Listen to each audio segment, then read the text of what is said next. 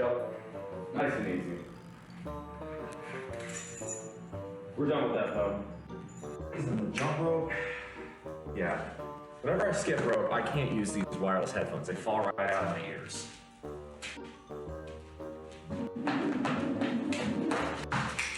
So of course, it would be helpful if I could get the rope itself not to fall out of my hands. Finish my protein shake and then we'll hit this. New name, who this? Yes, sir. For those of you who don't know me, my name is BullMuscle. For those of you who know me as Beer Battered Ag, yes, I'm going through a rebrand. This seems like a pretty good time to talk about that, so let's go ahead and talk about it. I'm a die-hard Aggie. The eyes of Texas are upon you. That is the song they sing so well. Sounds like hell! So goodbye to Texas University. We're gonna beat you all to Chiggaroo-garem, rock tough real stuff, Texas A&M. Goodbye. We get a little bit more all. So why can't I click all? Oh, yeah, there it goes. Nice.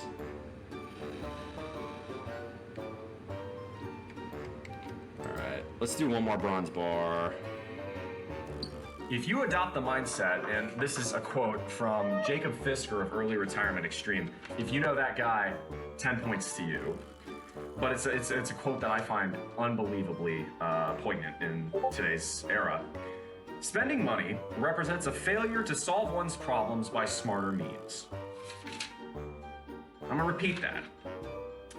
Spending money represents a failure to solve one's problems by smarter means. That's painful.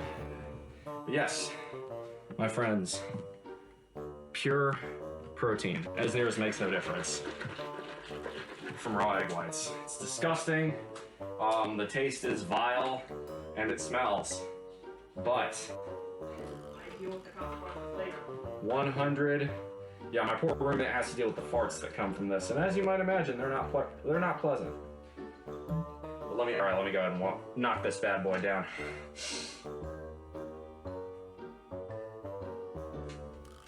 Oh, that's vile.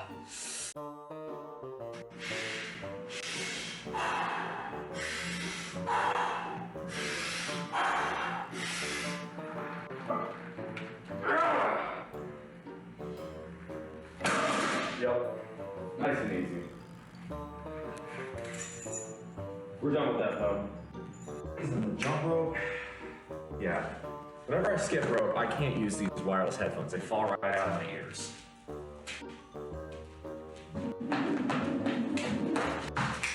So of course, it would be helpful if I could get the rope itself not to fall out of my hands. Finish my protein shake and then we'll hit this. New name, who this? Yes, sir. For those of you who don't know me, my name is BullMuscle. For those of you who know me as Beer Battered Ag, yes, I'm going through a rebrand. This seems like a pretty good time to... Good morning, everybody. Welcome on in. Today is Friday, January 12th, and we got some squats for you.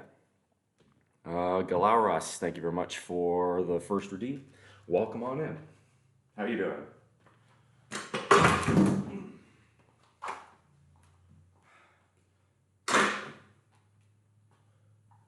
Got a good show for you today. It's going to be squats, as it has been for this entire bulk cycle on Friday, so that's what we're going to do. We're going to start there. Good morning, welcome on in. Hey, Borg, I ain't seen you here in a minute. Welcome back. Good to have you. Apologize for the slightly late start. Had to relieve myself at the last minute, but I'd rather do that at the beginning of the stream than have a giant interruption in the middle to go and handle that. So I'll call that a win. Okay. How am I doing? I'm doing pretty good. Is bull muscle a reference to market bulls or the other bull? So actually, this is a great question. Why did I rebrand from Beer Battered Aggie syndrome and then Beer Battered Ag to bull muscle? So there were several reasons. The first is purely practical. It's a lot easier to raid BullMuscle, and BullMuscle is a lot easier to remember, especially given the bread and butter of my content, which is weightlifting, than beer battered ag. The other reasons are that I've tried to cut way down on my drinking, and in fact, for 2024, I'm going dry. So to have my name start with beer, and also for me to be teetotal this year, there's some dissonance there. So instead, I've decided to rebrand. Other reasons include, one of the things I like to say to hype myself up, to kind of really get psyched up for a set, is strong like bull. You've heard me say that many a time in here before. And it's, you know, in the same way that, you know, like Ronnie Coleman would say, lightweight, no matter what the set he was actually in. He'd be maxing a set. He'd be saying lightweight, lightweight, to try and psych his mind up, because the iron game is just as much mental as it is physical. So it's that kind of an idea. There is an 18 plus reason that I chose BullMuscle. I'll leave that one to your imagination. And then the other one is, yes, this is Financial Fitness Friday, and we do usually talk about the markets and investing today. And I am ever optimistic and therefore bullish. So it's a combination of reasons. The answer is you're right on multiple fronts there.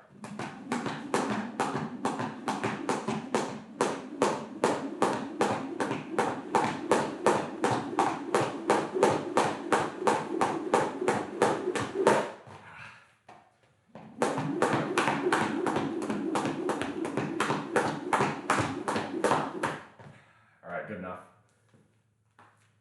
Oh man, shit. I had a feeling this would happen. So,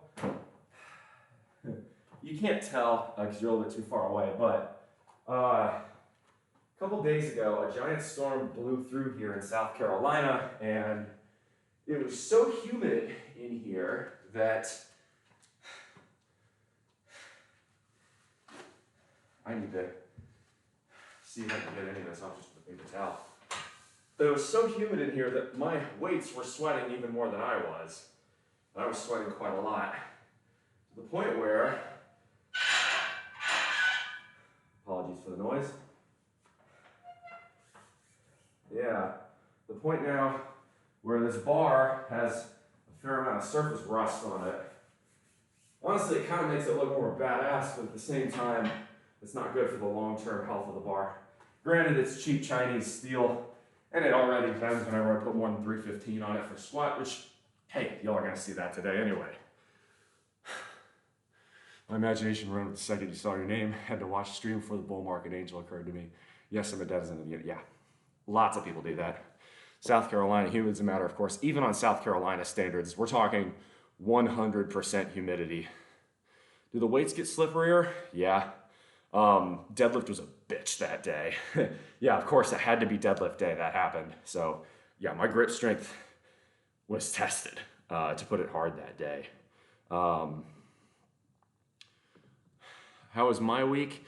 My week was overall pretty good. I'm doing okay. The other reason I want to talk about getting away from the old name, and you may have noticed yesterday, if you were here for the rest day stream, that all of my A&M paraphernalia is no longer present on stream. The reason for this is an overabundance of caution related to OPSEC. There has been a scandal that has broken regarding A&M's Qatar campus and accusations that the Qatar Foundation is trying to use it to get an advantage in nuclear weapons research. For those of you who don't know, Texas A&M has a very, very highly ranked nuclear engineering program, and they do have test reactors on the main A&M campus. However, A&M Qatar does not have a nuclear engineering program, not to the extent of my knowledge anyway, and so far it seems to me as though most of the claims made were made by an Israeli advocacy group that is, I think, using A&M as collateral damage against Qatar because Qatar is cutting ties with the current Israel-Palestine war. Which really disappoints me on the side of the Israelis because Qatar is a massive petroleum exporter, and all things considered, one of the more moderate countries in the Middle East.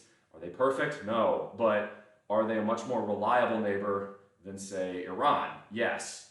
So with a country like Qatar, which is in essence a petrostate, right, that country needs to have a backup plan in case the world starts, continues its transition away from fossil fuels. Nuclear power, especially for desalination, is a really good way to do that. So anyway, where are your calves? My calves are below my knees. They haven't left, I just haven't moved the camera in that direction. Let me go ahead and do just a couple sets to warm up first though. Oh, stretch out. Okay.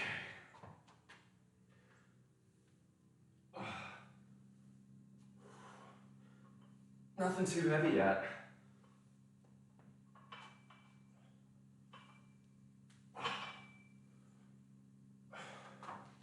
This, I think, is enough. No, it's just right. I'm just feeling tall today, I guess.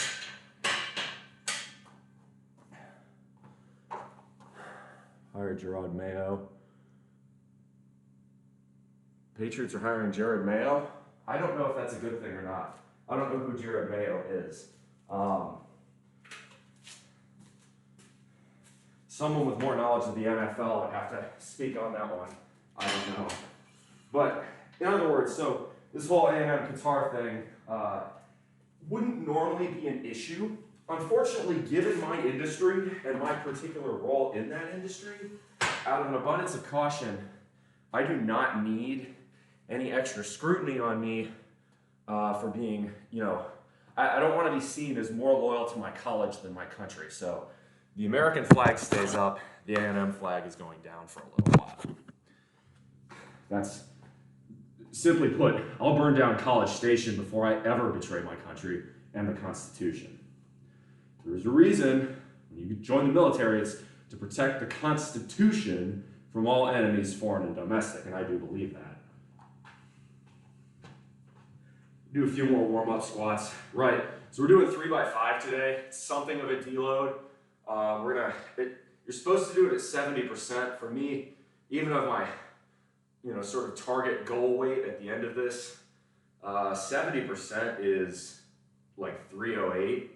And 308 for sets of 5 is really, really easy. But at the same time, anything above 300, you want to warm up some, so. I'll come out here, I'll do it even closer to camera just for funsies. Oh, yeah, still feeling my knees, a little bit sore this morning, a little bit just sort of, oh, we're doing this? Okay. Oh.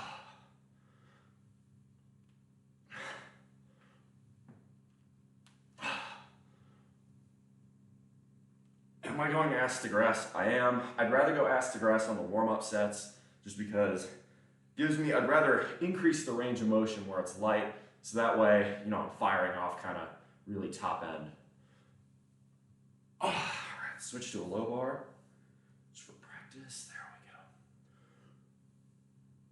we go. Oh. All right, that was pretty good.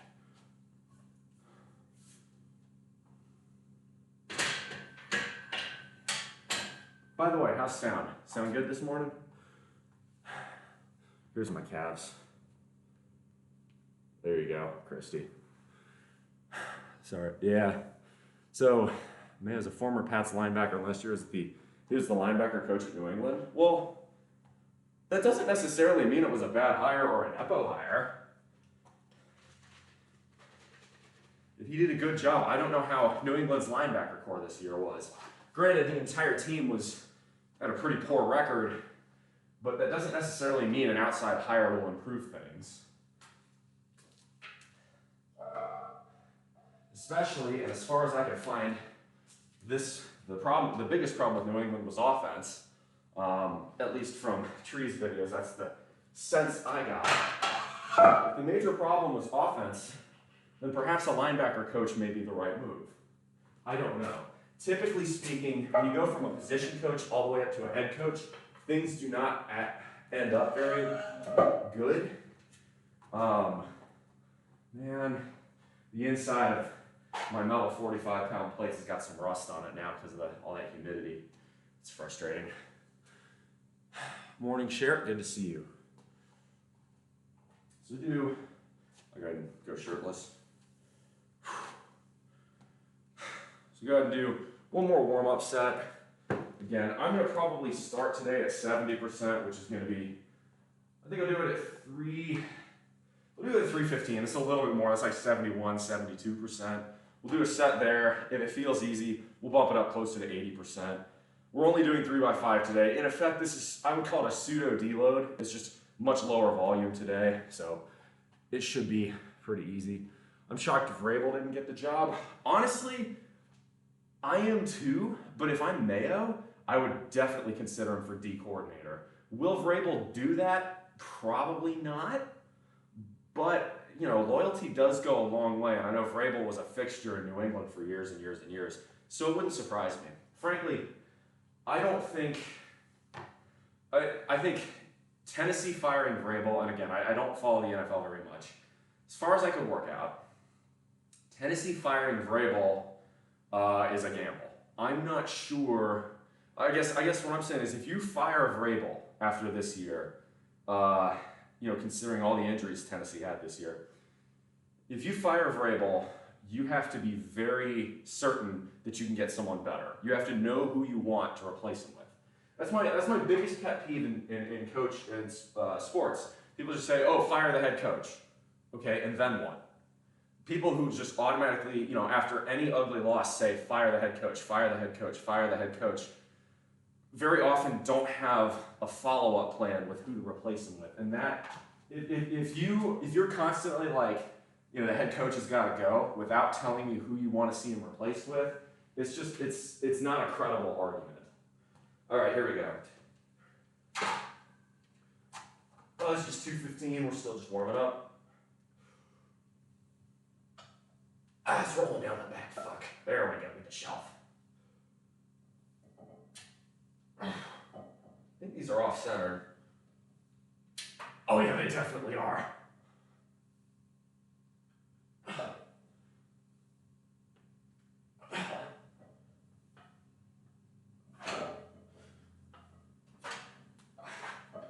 Fix that.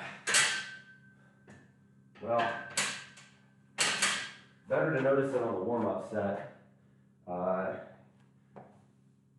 Maybe not. Let's see, 1, 2, 3, 4, 5, 6, 7. 1, 2, 3, 4, 5, 6, 7. Huh. Maybe I was just tilting it weird. No. I don't know. I guess that was even. It felt like it wasn't. I must have just been tilting the bar. Hard to tell sometimes. I think the names Ran and Amy are wanting to hire an offensive-minded coach. Interesting. I have no use for the NFL. I think, I don't blame. So Ron Rivera also got canned. Was the coach of the Commanders. Ron Rivera was not at fault here, but Ron Rivera was a Dan Snyder hire.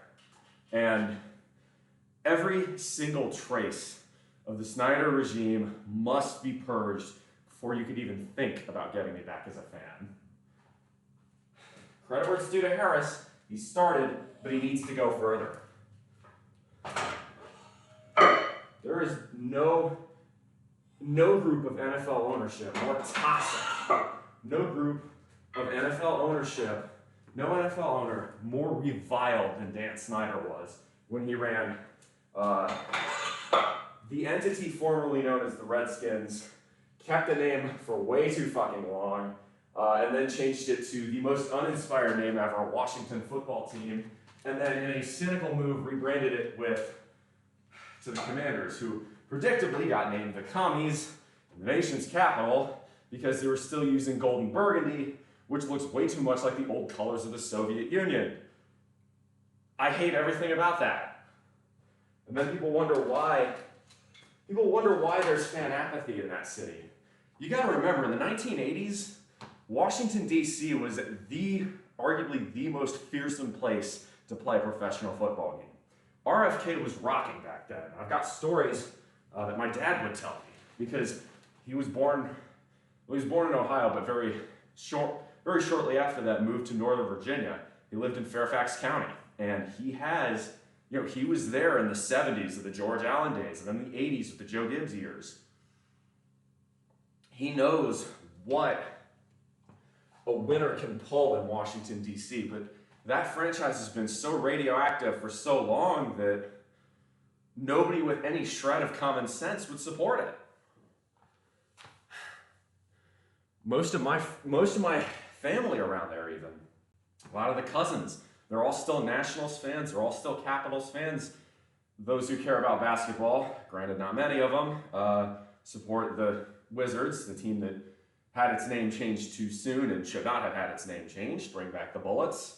But, you know, they support all the DC teams, but most of them have moved on to either other NFL teams or just stopped caring about the NFL altogether because of how rotten an organization Snyder had built.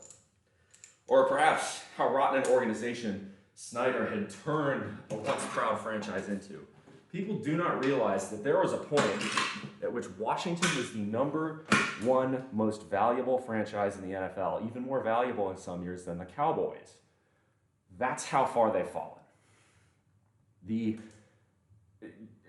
got to remember, even going back to the George Preston Marshall days, Washington had a fan base that incorporated, right? This is it was in between years when the Colts left town. Most of Maryland became Redskins fans. Virginia, obviously, good chunk of West Virginia, a large chunk of Carolina. Remember, the Carolina Panthers didn't come along until 1995.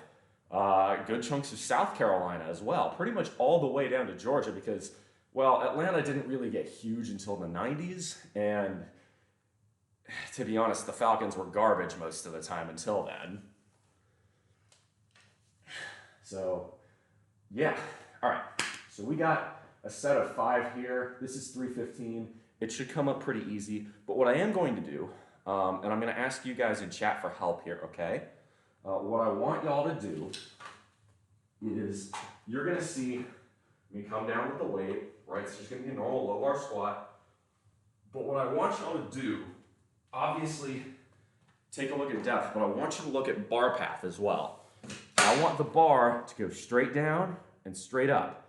Anything forward back is inefficient. I don't want that. So this is, we're talking about explosiveness. We're talking, now that we're into the realm of 5s, we're talking about heavier weights and more explosiveness and really firing off for maximum strength. So in that context, I need to see that my form is efficient. If my form is inefficient, I'm artificially hamstringing myself, and that is going to pose a problem when I try to 1 rep max. Okay? So keep an eye on the bar path. If the bar path moves backwards or moves forwards, let me know. Just say, hey, Bull, I saw it went backwards at the back and forwards at the front, or sorry, backwards at the bottom and forwards at the top, or it went forwards at the bottom, oh God, I hope it doesn't do that, and backwards at the top, right? What I want it to do is go down and up, almost in just one dimension. I don't want it moving forward and back, as minimally as possible. That's the goal, okay? Okay. I know it seems like I've been going really slow this morning. I haven't even done my first set. We're almost half an hour into the stream, but that's okay. We're warming up, we're talking, we're having a good time, and that's just fine. Let's get a little bit of music going. I think I'm gonna start with Iron Man by Black Sabbath today, just because that's always a good one. Perfect. This should not be very hard. Move you guys over. Oh. And unplug. Move you guys over.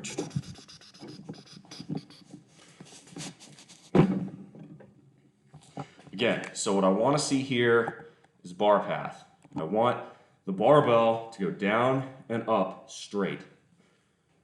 Hey, Big Red. Wow, 10 streams. Thank you very much. You are going streaking. All right. Enough chit chat. We're only doing 5 reps here.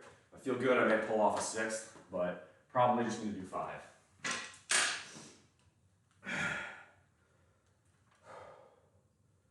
All right.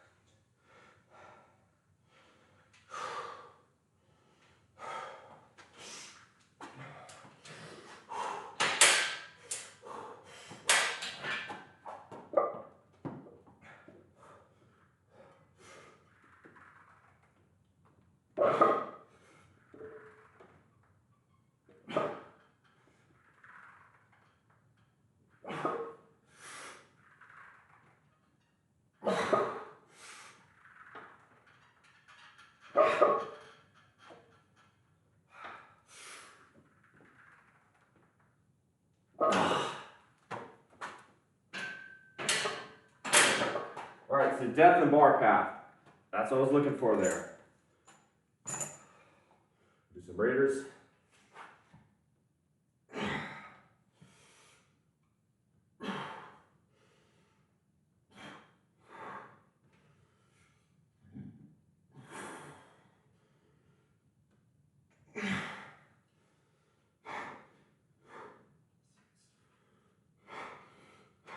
Seven, 8,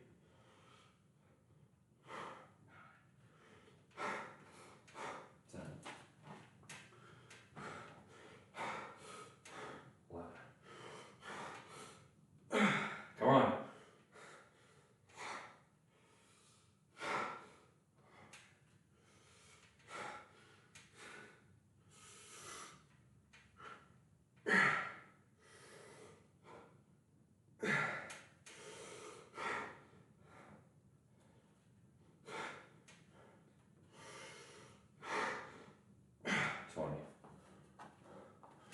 Look good on my end. Nice. So as I was parallel and the bar path is vertical, that's good.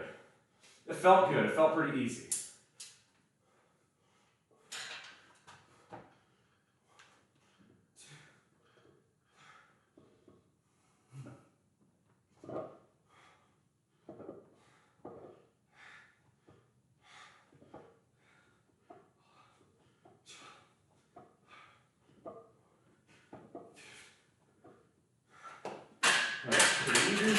I think you go up weight.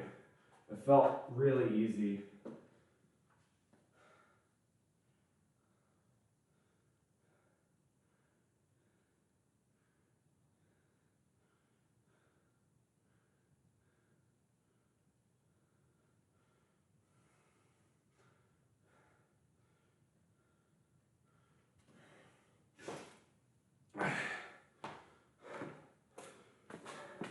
So we'll go ahead and move you guys back here.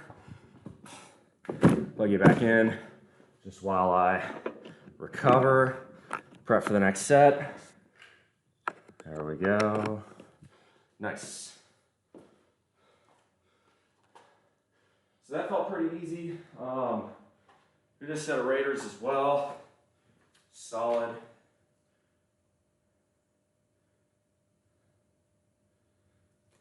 So, right, so my target squat for this is 440.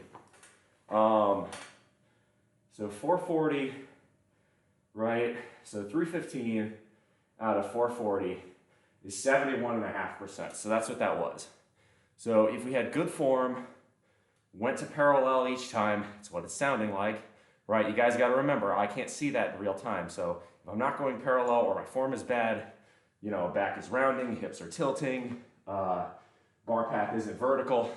That's why I'm relying on you guys to tell me in real time. You know, I can go and look at it in retrospect after the stream, but midstream is very hard for me to do that. Even if you post the clip in Twitch, I can't run it on my PC. My PC is taking up all of its memory just trying to continue streaming. So I think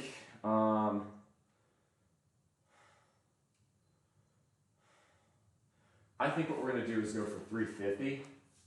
That felt, again, pretty easy. And that was a set of 6, actually, instead of 5. We're supposed to be doing 5s today. So, I don't know, it just didn't feel that hard. And since we're only doing 3 sets today, you know, it's supposed to be an easier workout. That's the idea. It's almost supposed to be a proto deload, but I don't feel that sore. I don't feel that tired.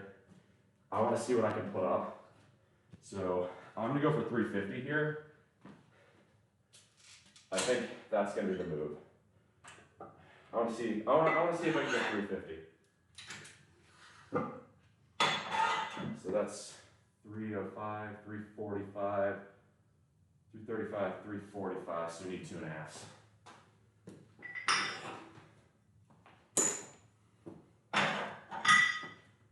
Yeah. Now this should pose a little bit more of a challenge, which is good. We want that.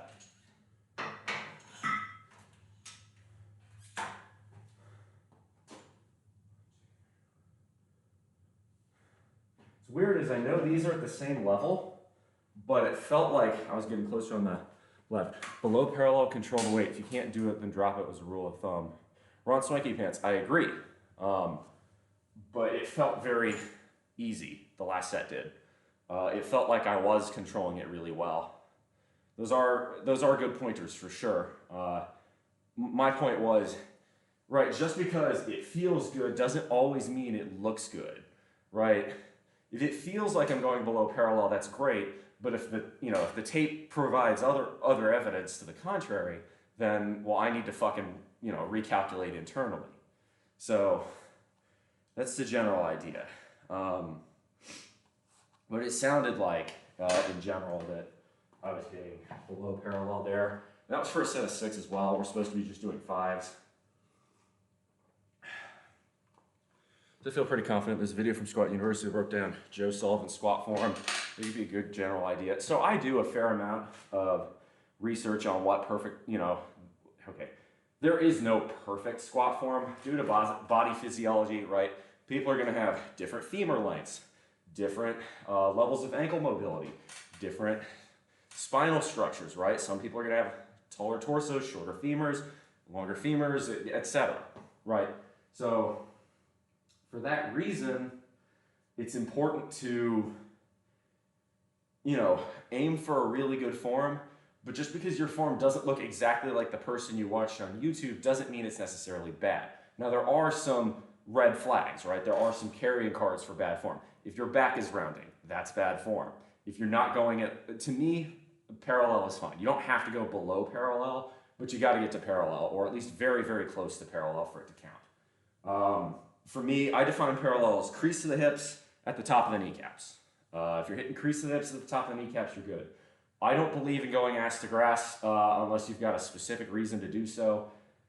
To me, that level of, and I think, again, this is probably due to my femur length or, my torso length, and also because I'm 6'3", if I go ass to grass, I can feel a lot of pain in my knees. So that's just me. I also feel like I get butt wink a little bit too much if I go for ass to grass. My spine starts to round at the bottom, and right, I can do that with 0 pounds on my back, and I'll still see that same, like I've done it in a mirror, I can still see that same physiological movement no matter what I do. And it's, for me, if you like going ass to grass, more power to you. I don't think it's necessary. Do you do exercises for your forearms? Sometimes I will do wrist curls, but in general, between, I'll do reverse curls or I'll do hammer curls. In general, I find that my forearms get a good enough workout between my biceps exercises and my delts and lats exercises. So, right, if you're doing pull downs or if you're doing bent over rows, you are going to, as an auxiliary muscle, work your forearms. So I don't usually target them more than 1 or 2 sets. Maybe I need to change that, but I think my forearms look big enough relative to my bicep to where it's not a problem. It's not how science works, bud. Movement through. Okay, that's kind of condescending. There's some issues with connective tissue. I'm not saying don't go below parallel. I'm saying don't go ass to grass. There's a difference between below parallel and ass to grass, right? So what I'm saying is, it is not necessary to take a squat all the way down to here. This is overkill, I think, for most people. I personally, the other reason is most ass to grass squatters I've seen will bounce off their calves. And that's also not good. I think parallel is perfectly acceptable. The people who insist on going ass to grass, more power to you. But the people who say anything that isn't ass to grass doesn't count drive me nuts. It's just, that's silly. Like even in the Olympics, right, or powerlifting meets, squat is defined as you go to parallel. Do I usually have a 6 or 8 pack?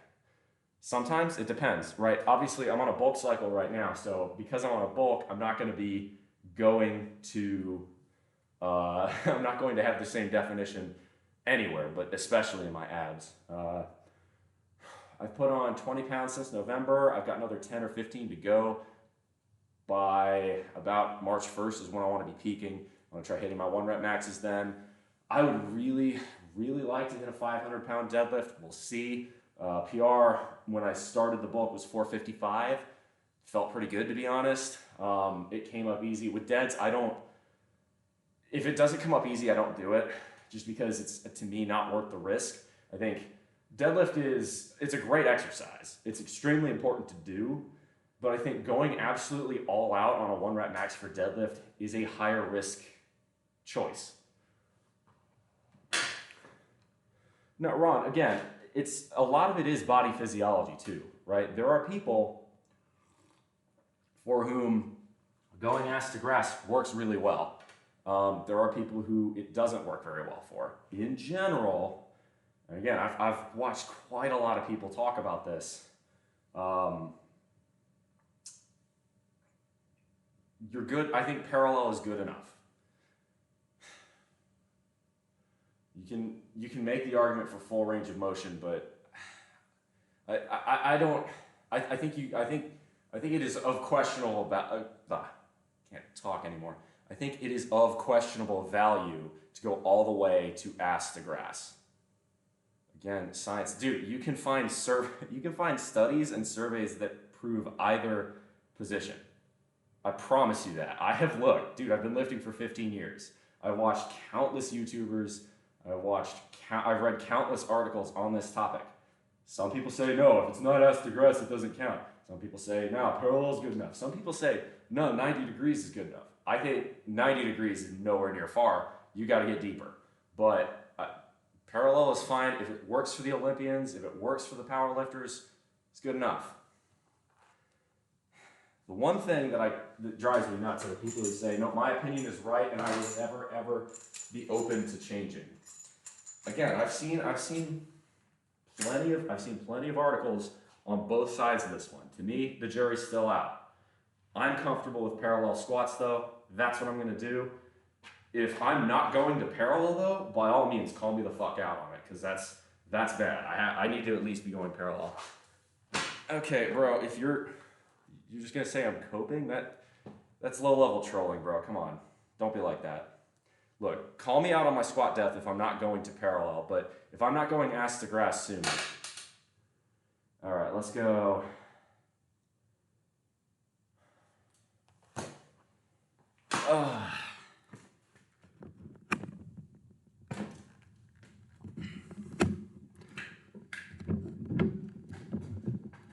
For every article I have seen that says go ass to grass, there's an equal and opposite article saying that's not necessary.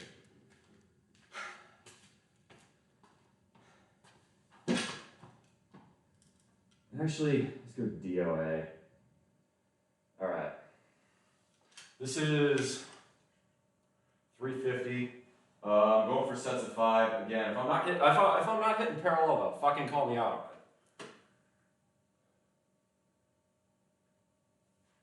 Bro, don't fucking talk to me about Dennis Francione. Come on, that's a nut shot. That's cheap. All right.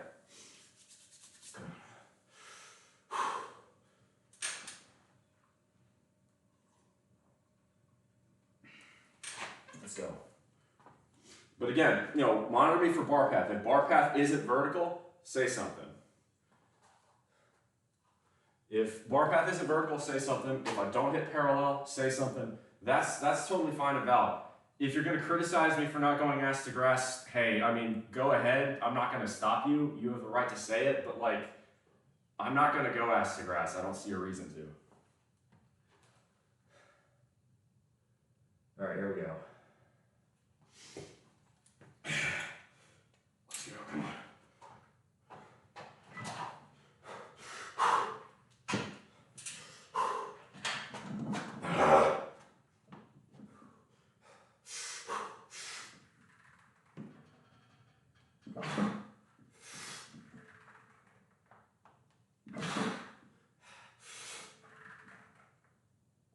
I don't think that was deep enough.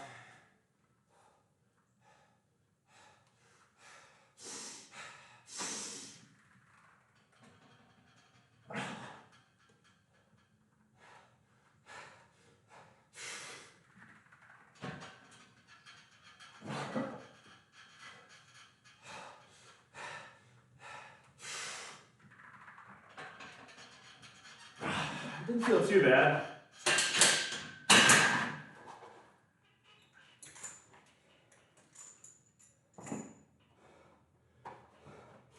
It felt pretty good.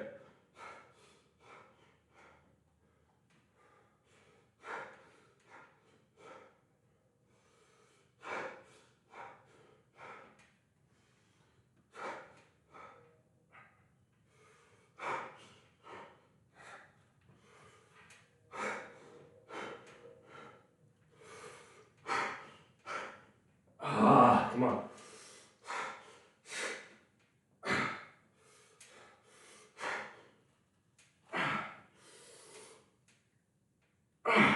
Ten. Come on, switch.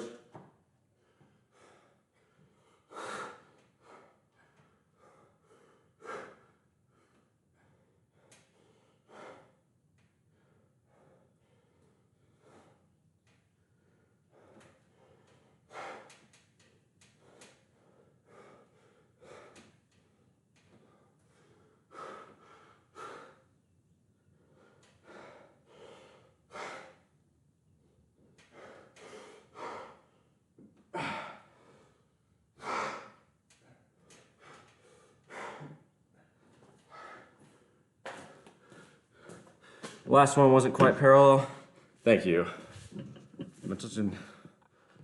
Oh my god. Dude. God damn it. I spilled my water. Fuck. Dude, Ron.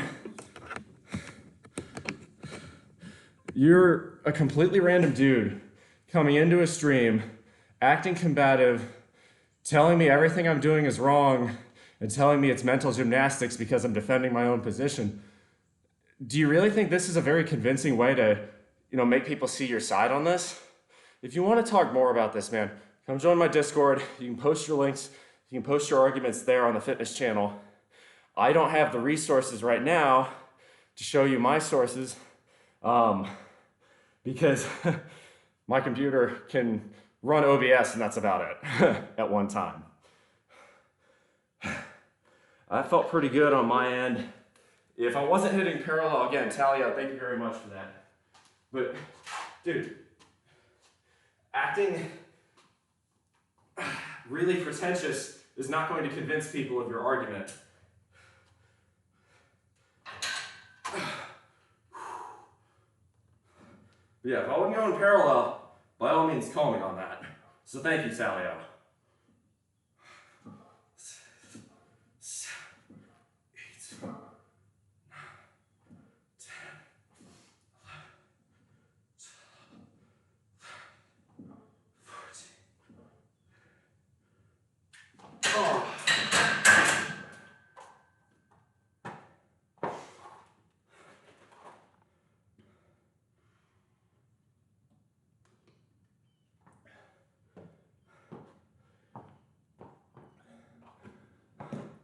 Nah, look, I'm not gonna get emotional, but, right, it almost feels like you've come in here just to pick a fight. Like, I don't, is this really what you do with your spare time? You come on and just talk tons of shit to other people on Twitch? That just seems silly to me. For what it's worth, one of my favorite videos on squat depth is from Alan Thrall on YouTube. I found that he does pretty good. His content's pretty good. He does, he runs his own gym. He's got loads of programs. I like it. If you've got evidence to say, he's wrong, for instance, by all means, but right. There's a huge difference between having dissenting opinions, which it seems as though you and I don't see eye to eye on, and just saying, oh, that means you're coping, you're doing mental gymnastics, you're just wrong, and you're being defensive. There's a difference between having a dissenting opinion and attacking someone for having that dissenting opinion. Just squat squabbling. We're doing calf raises. Looks like your legs naturally open up during the exercise. Maybe more stable to start with your feet a few inches apart. that might not be a bad idea. What I don't want to do is have my knees turn in a little bit while I'm doing calves. In general, I think I'm better off keeping my knees a little bit, I'd rather my knees open out slightly. I don't think it matters too much as long as it's not ridiculous, but that's probably something I should look to tighten up on, so appreciate the advice. No, dude, okay, so I want to make this very clear. There's a difference between criticizing someone's form, saying, hey, I think you should do this because X. There's a difference between saying, hey, you're doing X, I think you should do Y because Y is better because of, Z. And your opinion is wrong and you're doing mental gymnastics to defend it. There's a very big spectrum between there. I'm open to the idea that there's value in ass to grass for some people, but I think some of it does depend on body physiology. And for me, I don't really see a reason to do it. Very poor balance and fall or lean a lot. That's true. My balance isn't great by any means, but I feel pretty stable doing that. To be honest, what I should do is get, I'll do this next time. Get 2 10-pound bumper plates. Put these back here.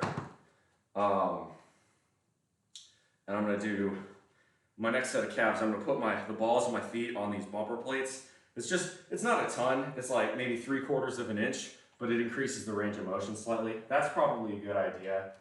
That was 350. It felt pretty easy. I don't know if I ended up accidentally doing a 6th rep or not there, but it sounded like the only rep where I didn't go parallel was the last one. I'm gonna go back and look at the tape, but it felt pretty good. So I think I'm gonna stick with that weight, give myself another minute or two, and then we'll hit it. Okay, Nate, so please, Ron, if you want to post like YouTube videos and links and articles, I'm not going to be able to look at them midstream. By all means, come join my Discord and post them there so I can look at them after the show. But I can't look at them midstream because my computer can run OBS and that's about it. We even just tried running Spotify before in the background and it slows the frame rate down too much. So I can't look at that YouTube video while I'm streaming. But there's no need to get personal or anything like that. I think there's balance to there's a balance to this. I don't think you should only be going down to 90. I don't think everyone needs to go ass to grass. I think usually, as is with most things, solution's somewhere in the middle. For me, parallel seems reasonable. Bam wants, Kiffin start landing before you put the kibosh in that rumor. So Landing also turned down the rumors at A&M. I think Dan Lanning's pretty happy at Oregon. He's very happy with what he's built there. So I don't think Dan Lanning's moving. For Alabama's sake, I hope it's not Lane. I think Lane's a fraud. And more than that, I just think he's insufferable.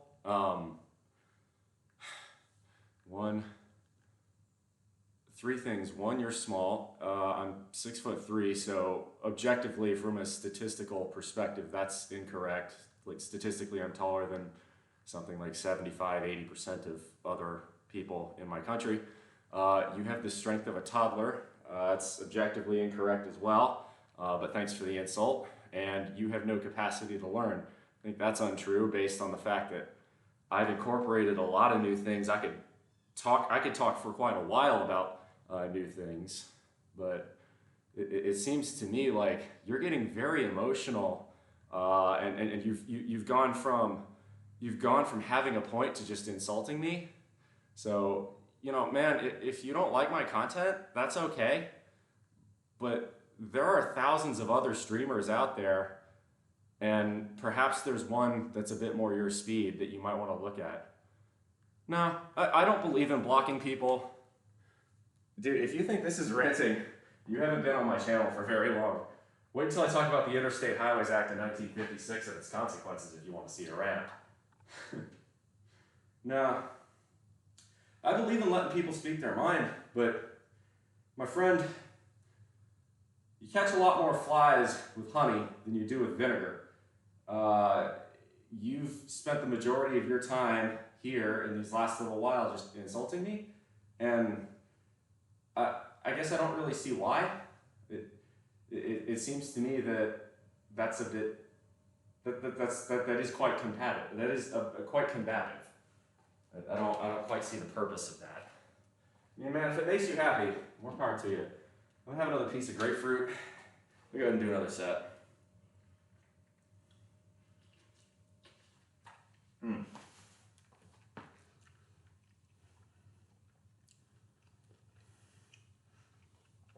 No, you're probably right. There are trolls that come in here. They're not often.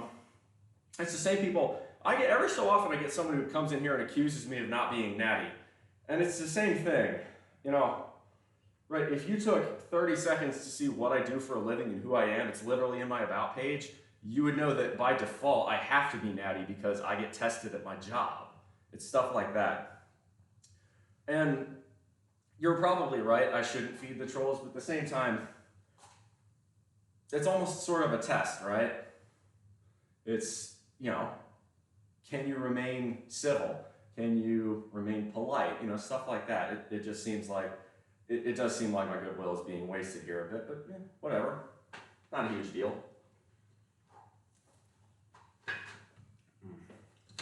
I do have to shift real quick, though, so excuse me.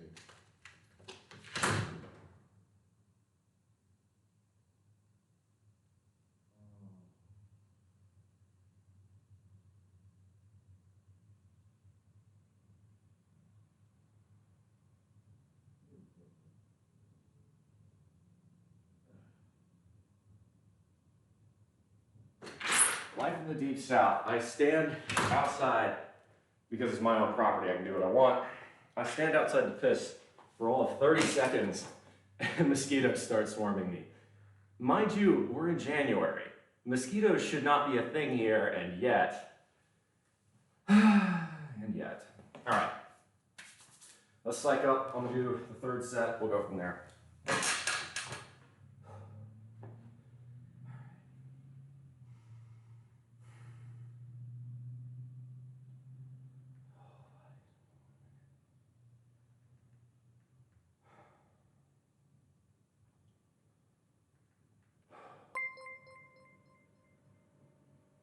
All right, strongly pull. Let's do this. Damn. Oh, let me even this out before I start.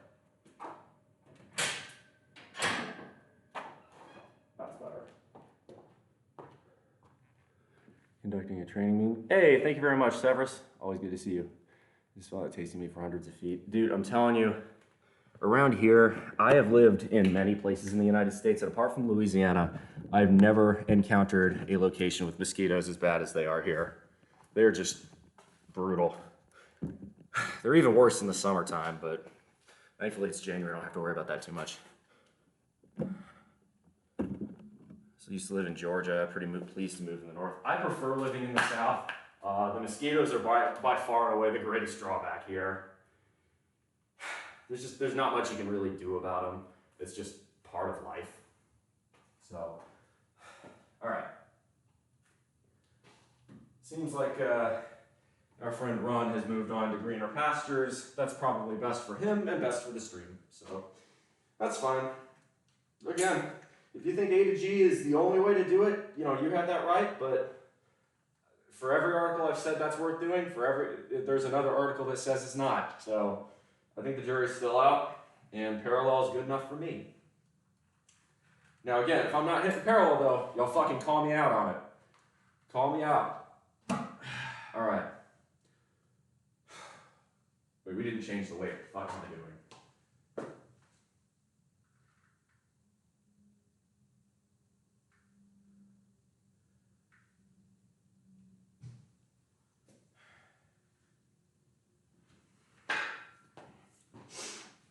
Let's do this.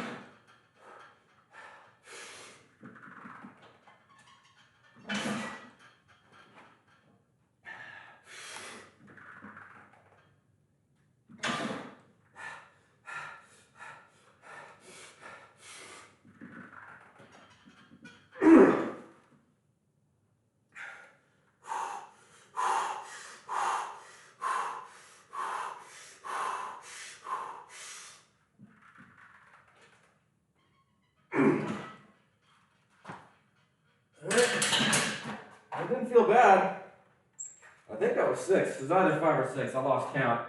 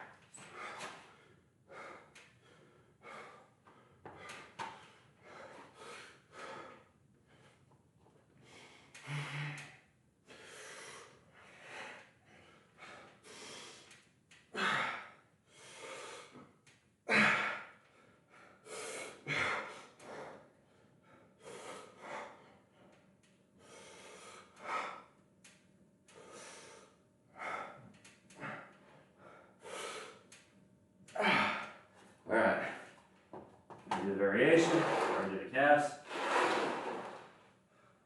Move you guys back over here.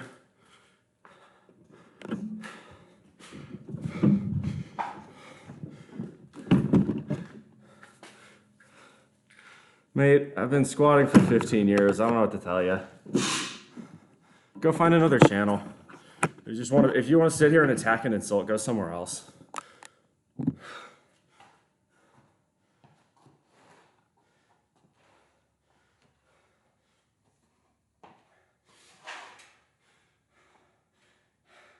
Big Red, if he keeps up, go ahead and get rid of him. I'm done feeding the troll.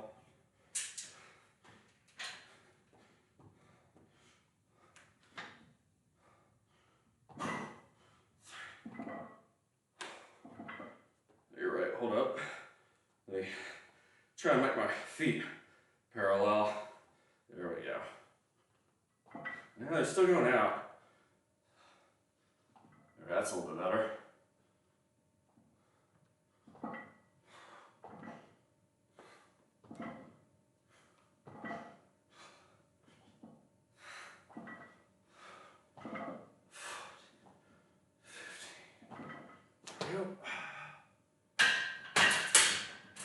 All right, now move on to the variations.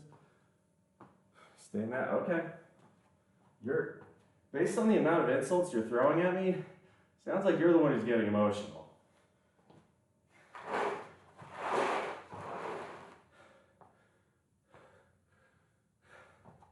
It just blows my mind that, like, first off, what I think is really funny about that too is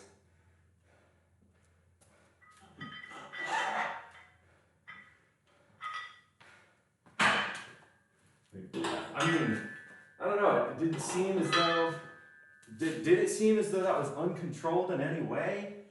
Felt like I had pretty good control over the weight. On my end, it felt pretty reasonable. Honestly, felt like maybe an RP 7 or 8. I think I had another rep or 2, maybe 3 left in the tank. Didn't feel that hard. But like, man, some people on the internet just blow my mind. Do you really have nothing better to do with your time?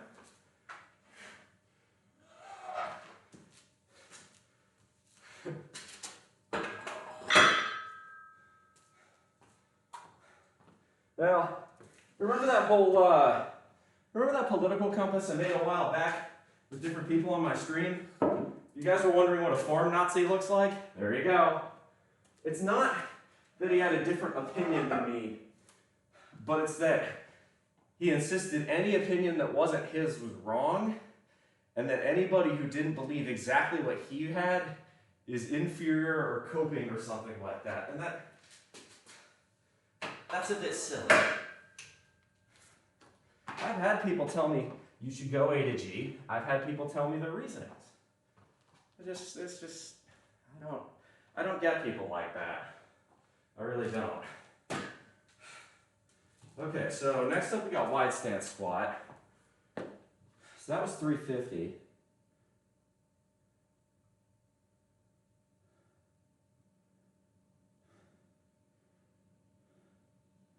You've done our rear pulls, you've done our squats.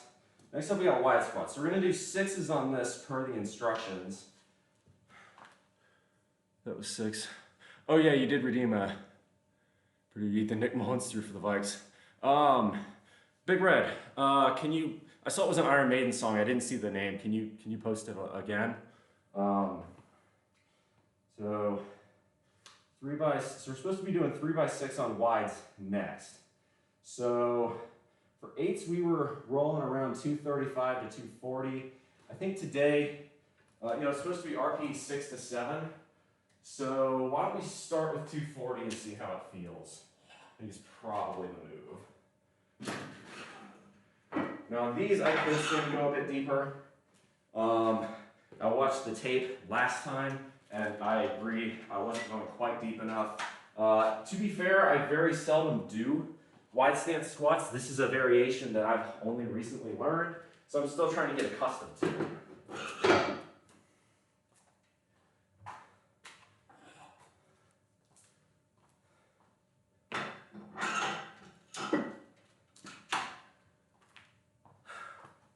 Phantom of the Opera. Okay, Lesbian Hot Sauce, good to see you. First off, let me give you a shout out because I like what you do. Lesbian Hot Sauce. Yo, go check out my my girl from across the pond there. She's good, just gaming, social commentary, and sometimes lifting. But more importantly, she's one of the few women I've met that understand women should do more than just 1,000,000 reps at 5-pound dumbbells. We need more women that say, hey, don't be afraid to get under a fucking squat rack or do deadlifts or bench press. So if you've been really good with your diet and you're on weight and you're hitting your calorie targets every day, be sure, I would say there are 3 things you can do. First one is be sure you're accurately measuring your portions. This is the one where I slip up the most. Oftentimes, and it's been proven, even nutritionists and like food scientists will often underrepresent the calories they take in. So that would be my first suggestion. The second one is, you said you started using creatine recently. Well, creatine will mean you retain more water and thus retain a little bit more weight, at least for the first few weeks. So give yourself a little bit more time if you've only been using creatine for 2-3 weeks. It's going to take a little while for you to get kind of fully adjusted. Usually 6 weeks would probably be where I'd be looking. If you're already at the 6-week mark, you can discount that. The third one is, you said you had just gotten back into doing leg day. That's the generalization, but your biggest muscles in your body are your legs. And if you just restarted doing leg day, you're probably gaining some muscle down there because you haven't been doing it all that frequently, which means you're probably putting on muscle mass. Those would be the 3 things I'd point to first. So check those 3. If you've noticed your strength in, the gym is getting better on your squats, on your deadlifts, etc., then there you go. I would say consider looking at that and saying, okay, well, it's probably at least some muscle mass I'm getting. I don't know if you have a scale that has a body fat percentage reading. Now, everybody says, okay, yeah, but those cheap electric bioimpedance scales aren't worth their salt in terms of an accurate weight reading, and that's your body fat percentage reading, and that's largely true. There's a huge margin of error. Let's say, right, your bioimpedance scale gives you an 18% body fat reading. It's likely that it could be as high as 22% or as low as 14%. Really does depend on the quality of that scale and a million other factors. But that margin of error should be fairly consistent. In other words, if you use the same scale over a 6-month period, the margin of error that exists in week 1, unless you fuck with the settings, should exist in week 18, week 20. What that means is if you see trends over time, right? Let's say it spits out 18% in week 1 and 16% in week 10. Okay, maybe that doesn't mean you're actually going from 18 to 16, but it does probably mean that you have indeed lost body fat percentage. So watching that difference can be really useful, even if the actual number needs to be taken with several grains of salt. Hard not to feel defeated, but yeah, no, 2 weeks is nowhere near enough time. Yeah, so if you've only been going for 2 weeks, hot sauce, that's way too soon to be worrying about the number on the scale. Keep tracking it because it's important data to have, but do not freak out yet. Give it 6 weeks before you have to make any adjustments. That's my advice. Okay, so Phantom of the Opera by Iron Maiden. Let me hit that. Phantom of the Opera.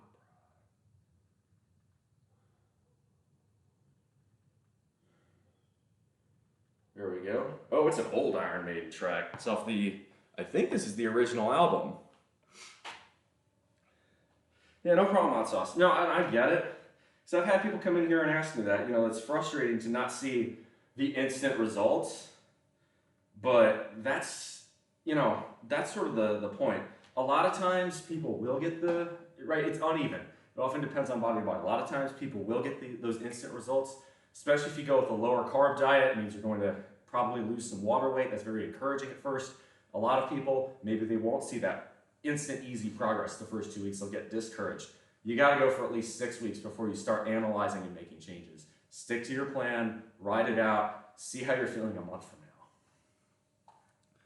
The Paul Diano years. All right, so yeah, we got Phantom of the Opera there. And again, I would love to get music on here full time. Unfortunately, we do not have that capability yet. Probably need to upgrade my computer, get some better RAM on it or something. Because every time I try to run OBS with literally anything else, my computer, like I can see it get chunky with the frame, so. Phantom of the Opera.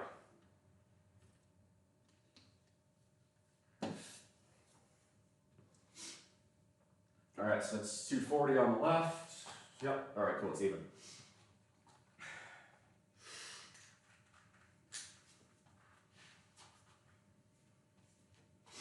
So with wide squat, I tend to go with a high bar position. As you notice, like the last few sets on conventional, I had a low bar squat. I prefer a low bar squat because I'm taller.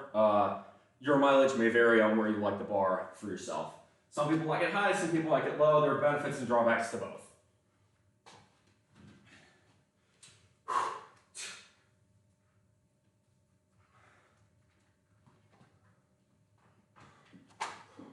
All right, so this is a wide stance squat, so we're going to come out a bit.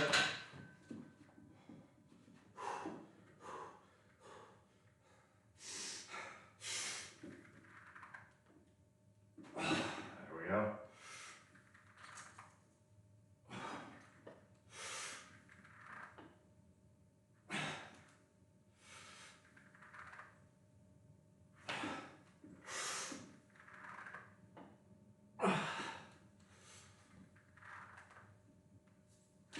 That wasn't too bad.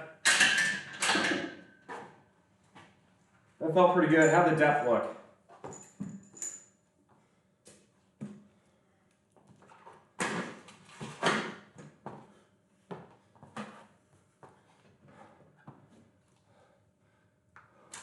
Kyle J. Dunn, 123. How you doing? Welcome on in. I'm about to do a set of pullovers, so give me just a moment. I'll read the rest of that comment in a moment. I just saw that you're in here and you said good morning. Pretty sure that's your first time chat for the day. Oh.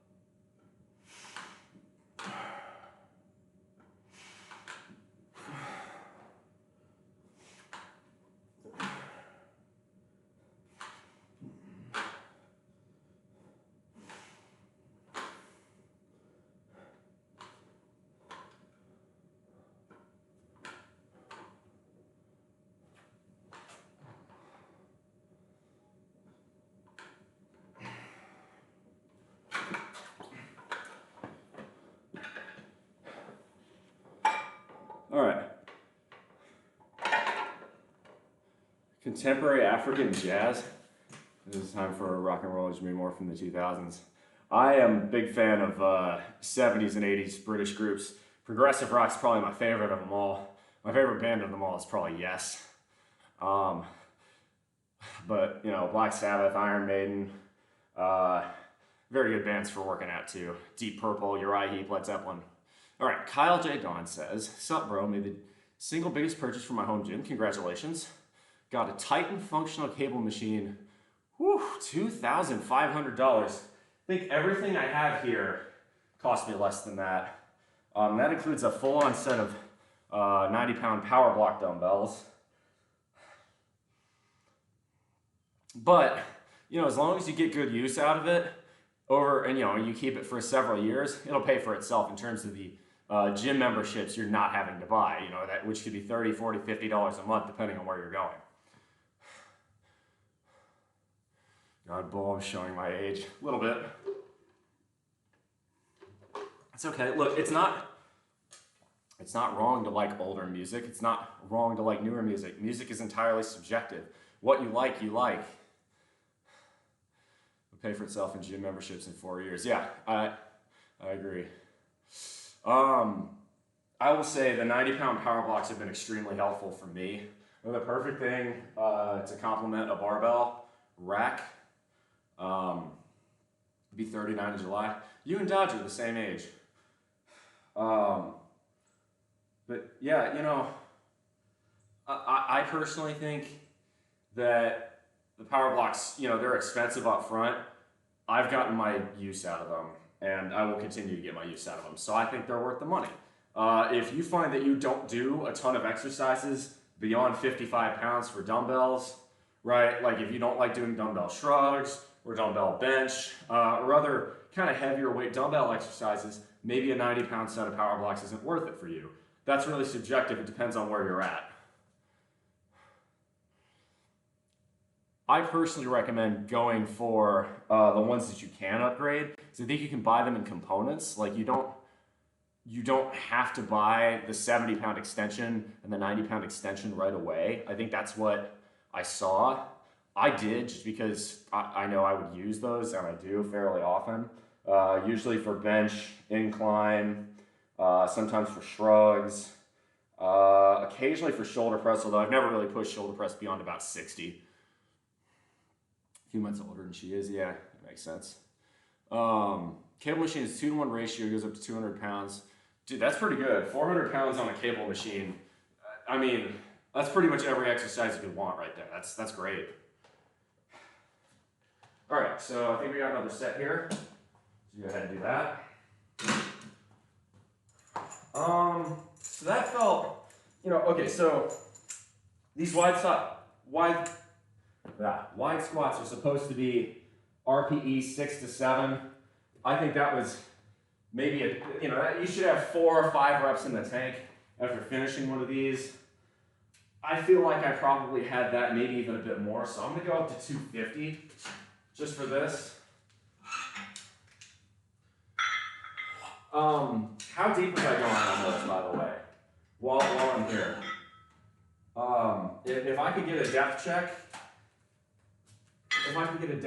here, I would appreciate that. You know what? I'll put you guys on the side. I actually don't think I have any side flips of me doing wide stance squats, so that may be useful. All right, so let's see, 220, 215, 235, 245, 250. Perfect. So I think, yeah, we'll go up to 250. See how that feels.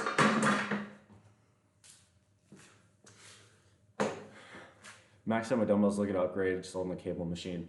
I'm not the world's biggest fan of cables. A lot of people really like them because of the uniform tension you get. I prefer barbells because I think barbells give you, they force you to balance a little bit more. But there's a lot of benefits to cables, especially for hypertrophy. Really, really is a personal preference. All right, move you guys over here one more time. Give me a form check here. Now, I don't think I'm gonna be able to go that deep because again, it's a wide stance, but I'm really still kind of playing around with this, so we'll see. That should work.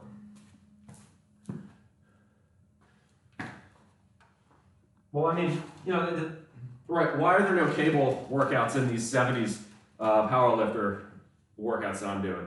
Well, a lot of the time it's because a lot of the cable stuff hadn't really become very popular until, you know, the 80s and the 90s. I'm doing a workout regimen called 70s Powerlifter. Well, pretty obvious, I'm going to be not doing quite as much of the cable stuff. But, you know, if you want to get big like the guys in the 70s were, you got to lift like they did. Move it back just a touch further. We get a full range. Looks about right. So again, obviously it's kind of hard to tell here. I do still want to be kind of hitting parallel. If I'm not hitting parallel, please let me know. I'm still fairly new to wide stance squats. I like them. I prefer front squats, Zerchers. Hell, honestly, I even prefer A to G's, but you know, this is kind of it's a fun variation I haven't done before. At least not before this program.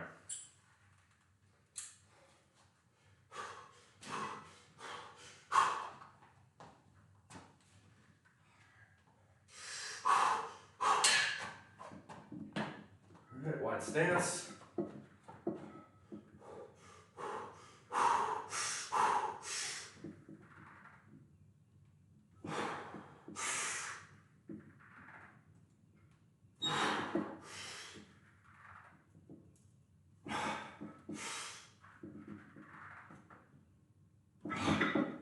Come on.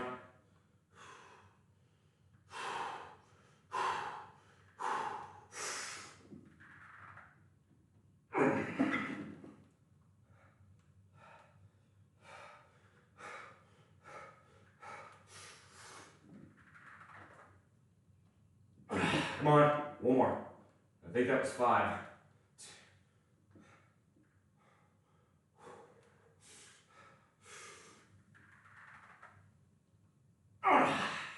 Feel my pelvis tilt a bit there. I don't think I went as deep as I should have on that last rep. The others felt pretty good though. But it's hard. It's hard to tell if what I'm feeling is accurate versus what it looks like on tape. So that's what's good is I will have the ability to see.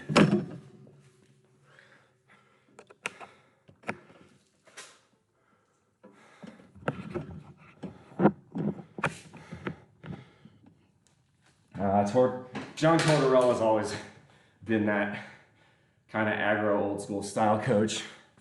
All right, I got pullovers. There we go.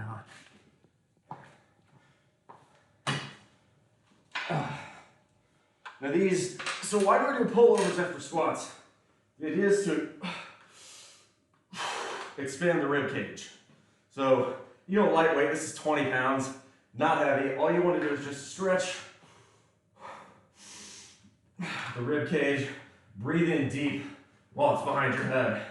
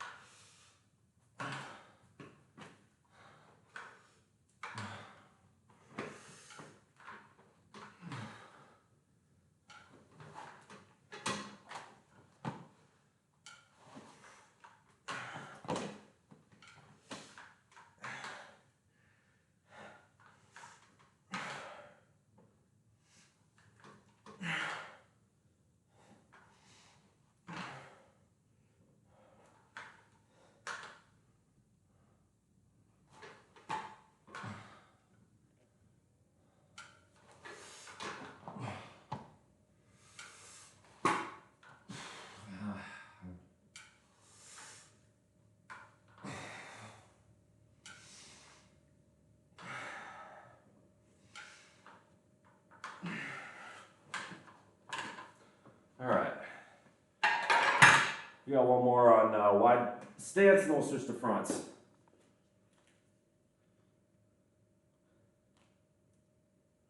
That's 250.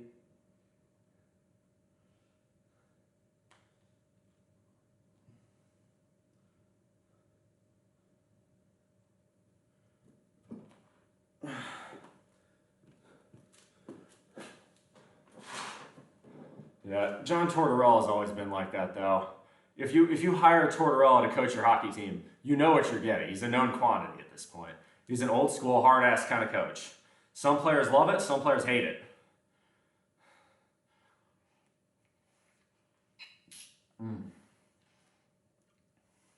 Tell you what, by the way, especially if you live in the deep south, there's nothing better than citrus in the winter. All that vitamin C helps you stay away from getting sick. It tastes delicious. And you're supporting the local economy. So these are just good old style Florida grapefruits.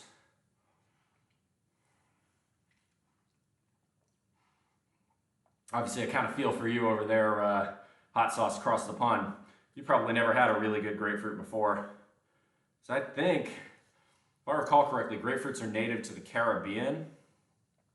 So for them to get over to Europe would require, shipping all the way across the Atlantic. Probably degrades the quality of the fruit quite a bit.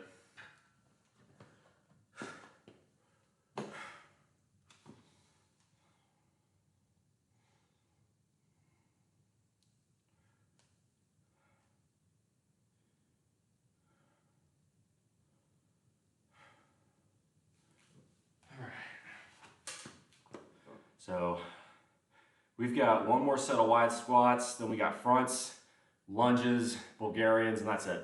It's not super high volume today.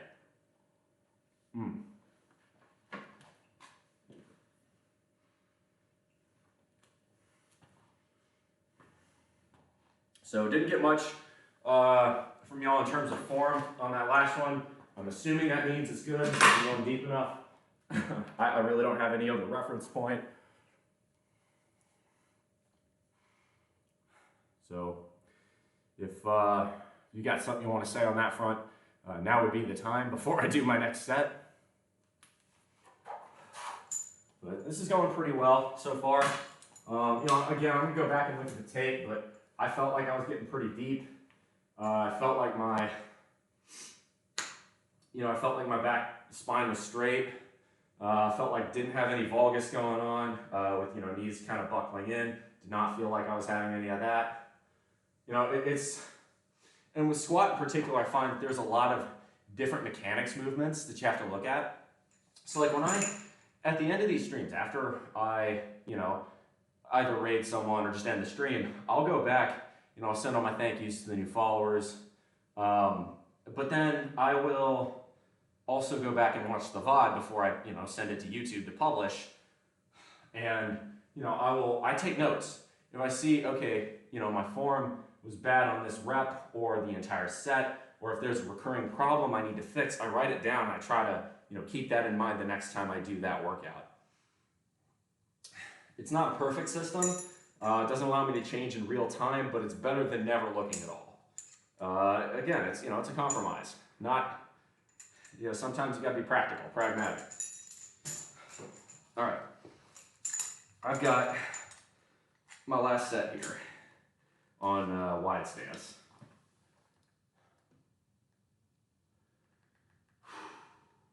All right.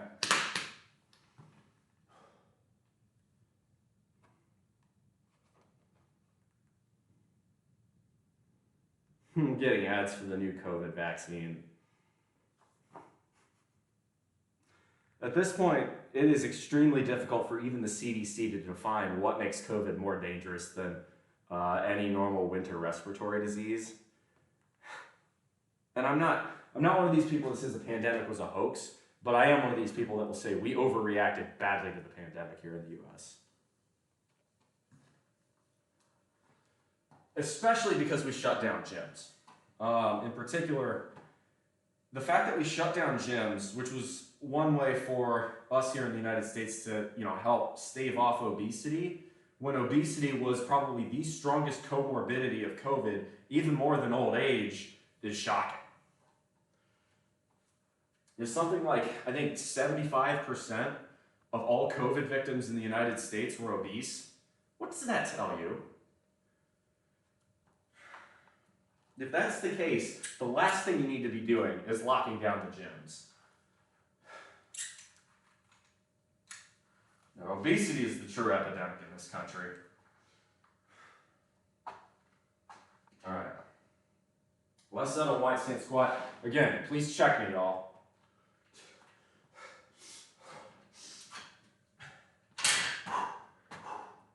Stance, there we go.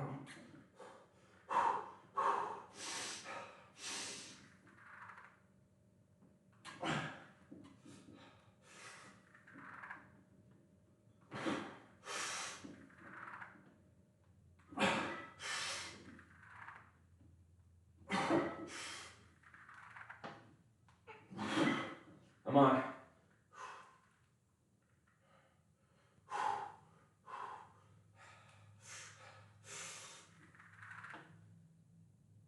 One more.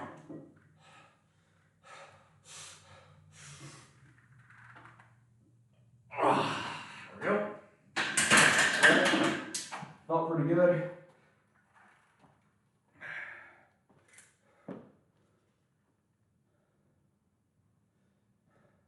All right, so now we got fronts. What did we do on fronts last time? We did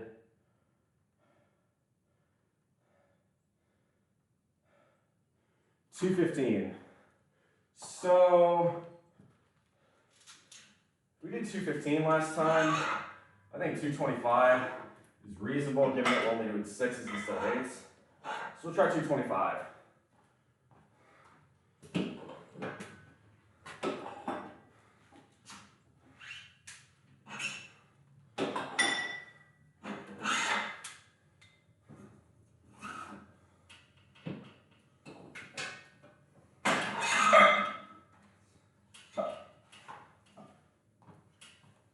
So the front squats, I'm not a fan of holding it in the clean position. It just hurts my wrists. Because this is, front squat, primarily a lower body exercise anyway, I use a cross grip where my hands really just serve to function to keep the weight on the tops of my shoulders. Or Arthur Smith. The Falcons were unbelievably mismanaged this year. I agree with that. I don't think any team was as mismanaged as badly as the Falcons this year. Well, like some people want to say Carolina. I do agree. Bryce Young had no business starting this year behind that wreckage of a team. But Carolina was always going to suck. Nobody thought Carolina was going to be a good team this year. Atlanta had 10, 11 win talent, and instead of utilizing it properly, they flopped their way to a, what was that? Were they 8-9? 9-8, something like that. Either way, they weren't good enough to make the playoffs, and the only people Atlanta has to blame, the franchise has to blame for missing the playoffs this year is themselves. That was one of the easiest divisions to win in recent memory, and Atlanta failed to do so. Okay, so let's go Godzilla by Blue Oyster Cult.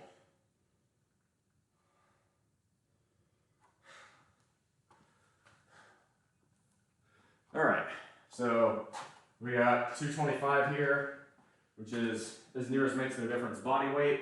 We're gonna do it for front squats. We're gonna do it for sets of 6. So again, this is supposed to be RPE 6 to 7. I should have no real issue hitting this for 3 sets. Should be pretty easy, all things considered. Then we got Bulgarians and lunges. I think I'll do Bulgarians with dumbbells and lunges with the barbell. Probably how I want to do it. 8-9 couldn't win the trash division yet. Is it hot there right now? It is.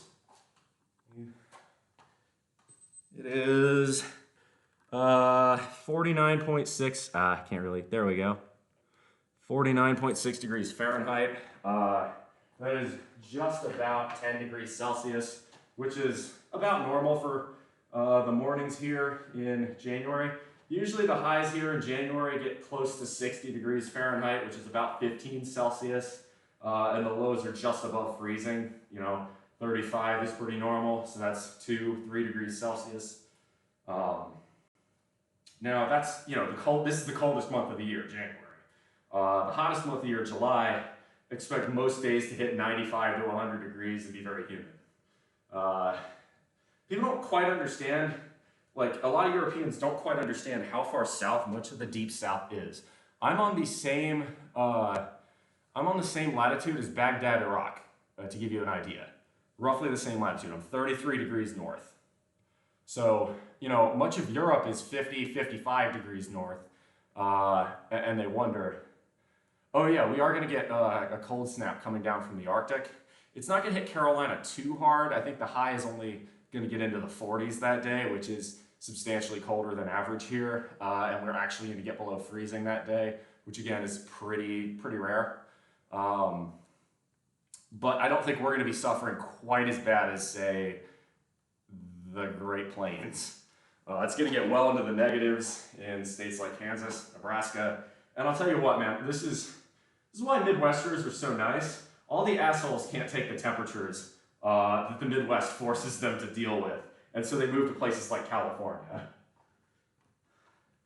What, you think it wouldn't be a BullMuscle stream if I didn't take one cheap shot at California? That's just who I am. All right, let's go. Strong leg pull, come on. 1, 2,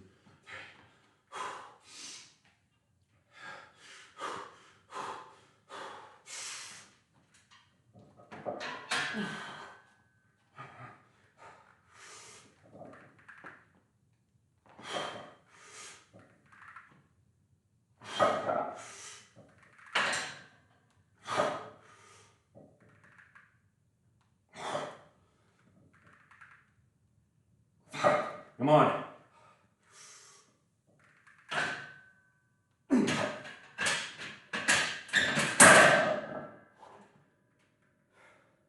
Okay, so when I'm going down, I felt it touch the bottom there. So if I'm here, this is a little below parallel. I'm actually going to drop the rack, just one, for my own ability. Ooh, TSM, you're in Illinois. There's another state where, I mean, no offense, but Illinois has all the weather of the Midwest and all the taxes of California. Ouch, is all I'm going to say. Calves are giant, brother. Oh, I appreciate that. Thanks, TSM.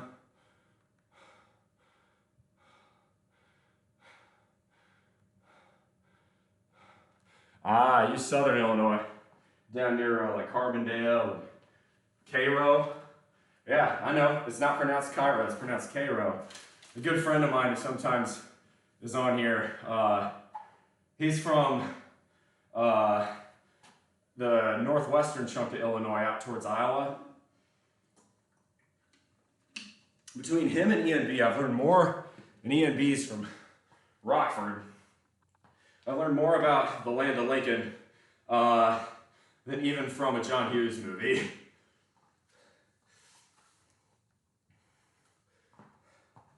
Let's not dox anyone, you know, but if you want to say what city you're from, that's on you.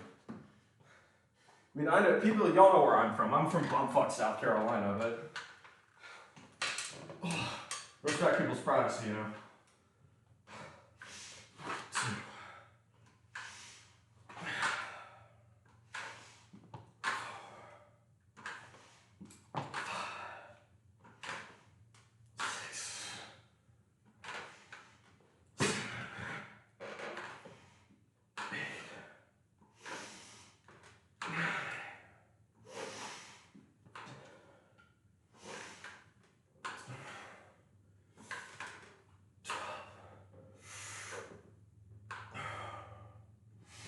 I kept the belt on, but it's really loose right now. It's not restricting breathing at all.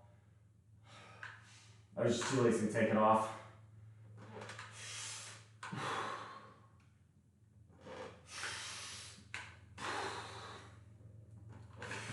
I think I lost count. I think that was 15.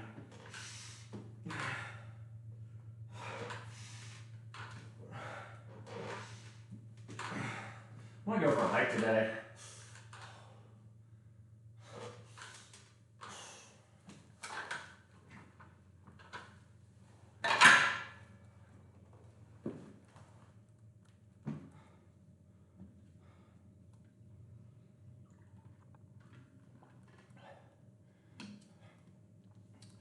mean, it's going to be nice today. I think the high is supposed to be, I want to say somewhere around 55, which is pretty normal. Yeah, I would not really want to be in the Midwest right now at all. That just sounds miserable. I mean, look, I respect it now. Again, if you live in the Midwest, you're able to put up with those winters, more power to you, but give me all the 95-degree summer days in the world before you tell me, oh, hey, it's -10, go outside. Ugh, gross. No, I used to have cold resistance. In high school, I actually lived in Nebraska for 2 years, and Nebraska gets quite cold. But that was over 10 years ago, so any resistance I have had to the cold has since gone away. You know, before I lived here in South Carolina, I lived in Texas, which also typically doesn't get very cold. Let's see, Nebraska. Omaha's a good town. I would say the Nebraska Cornhuskers might be college football's most loyal fan base, and no matter how good or bad they are, going to see a game in Lincoln is 100% worth the time. Yo, Lab Boys, good to see you, brah. How you doing? Let me give a shout out to my main man, Lab Boys. Yo, if you want to see me do a flip, fail, and land on my back off of a dock in Puerto Rico, go check out Lab Boys' content. Moreover, he's going to have some awesome new shit coming out pretty soon. Definitely 100% recommend subscribing to his channel. But yeah, good for you, man. Opening up a Roth IRA. I've already started saving on my, so I do a traditional IRA because I don't trust the government to keep their promises on Roths. If you do, then a Roth is a better advantage tax-wise, especially if you make decent money. I would rather have the tax break up front because, again, I don't trust the government on that one. I also think I'll be able to keep my withdrawals low enough to where I get taxed at a lower rate later than I would now. Right now, I think I'm in either the 22 or the 24% tax bracket. I forget which. No, I'm 22 because I have enough deductions between the standard deduction, my 401k deduction, and state income tax, so I'm still at 22. But yeah, go check out Lab Boys' content. Can you explain Roth IRA versus a Mofongo IRA? Actually, I can, funny enough, because Puerto Rico, so if you've heard the phrase no taxation without representation, I would hope, if you're an American. If you didn't, go and slap yourself in the face for not paying attention in history class. But Puerto Ricans do not pay federal income tax because Puerto Rico is not a state and does not have representation. Stay mad, DC. No, I'm kidding. Actually, DC people in DC do need to be represented. I know a lot of people feel differently about that. I don't know what the exact solution is, but the status quo doesn't work. Look, you might not like people in DC's politics, but they have the right to vote just as much as anybody else in the country. Crash Override, hey, good to see you. Crash out that, of course. But Puerto Ricans do not have to pay federal income taxes. So an IRA probably doesn't make as much sense there. So, you know, there are some benefits to living in PR. Now, of course, if you live in PR, there are some downsides too, but that's the joke there. Hey, make me the mofongo. Caribbean people, they like their mofongo. Puerto Ricans really like their mofongo. They're fucking about it. I guess mofongo is sort of like their comfort food in the same way that, you know, you might have peanut butter sandwiches up here. Mofongo is, it's kind of like a mash made out of plantains, which grow everywhere in Puerto Rico. And it's pretty tasty. It's not particularly good for you, but they love their mofongo. It's mashed plantains sauteed with, I think, a little bit of pork fat and sofrito. It's not bad. I think lechon's where it's at for Puerto Rican food, but you know, that's just me. But a Roth IRA, if it's a serious question, a Roth IRA delays the tax benefits or tax advantages until you withdraw the money from the account. You're taxed up front, but you don't have to pay taxes later on it. Whereas a traditional IRA, you get the tax benefit up front, but you still have to pay taxes on it when you withdraw, in terms of capital gains. But for me, right, the long-term capital gains tax, so as long as you hold the profits for at least a year, which if it's an IRA, I would really hope you were, you shouldn't be withdrawing from an IRA unless you're in an emergency or you're over the age of 59, which I'm in neither of those two categories. So, right, with the traditional IRA, you're just getting the tax benefit up front. With a Roth, you can let that appreciate, over the course of, if you're investing the S&P 500 and you get the historical average, it means it's going to double about every 10 years. So that's a shit ton of capital gains you're going to end up getting. However, right, so the long-term capital gains tax, I think it's anything under about 40,000, that first 40,000 is 0% tax, as long as it's long-term. Short-term gets taxed like regular income, but long-term has a different tax bracket. So let's say you were going to be retired and you're going to rely off of your income to survive on. Can you survive on $40,000 in this country? Oh, yes, you can. I'm proof that you can. I live on less than half of that. So, Iron Bison, hey, good to see you. Don't believe I've seen you chatting here before, or at least not recently, but always glad to see you. I like your name too, Iron Bison. I feel like that's a solid name. Maybe it's because bovines are both bison and bulls, but still, either way, solid name, like it. But as far as the Roth is concerned, right, if you're planning on, I guess the way I would say is, if you think you are going to make more money when you're withdrawing from your Roth in the future, then a Roth makes sense. If you think you're going to make less money in the future because you're retired and won't be working anymore, I think a traditional IRA makes more sense. There's also some loopholes and little fun ideas like the backdoor Roth and the 72T, which is something I'm a huge fan of, but that's a different thing. Hey Cristiano, good to see you. Okay, I got another set of front squats to do. This is just 6, we're at 225. Today's, fairly low volume and I'm going slow, but I don't give a fuck. I'm having a good time. All right, let's go a little, no drugs, no alcohol, just 100% mental instability. Uncle Ted. Da da da da da da. Cat scratch fever.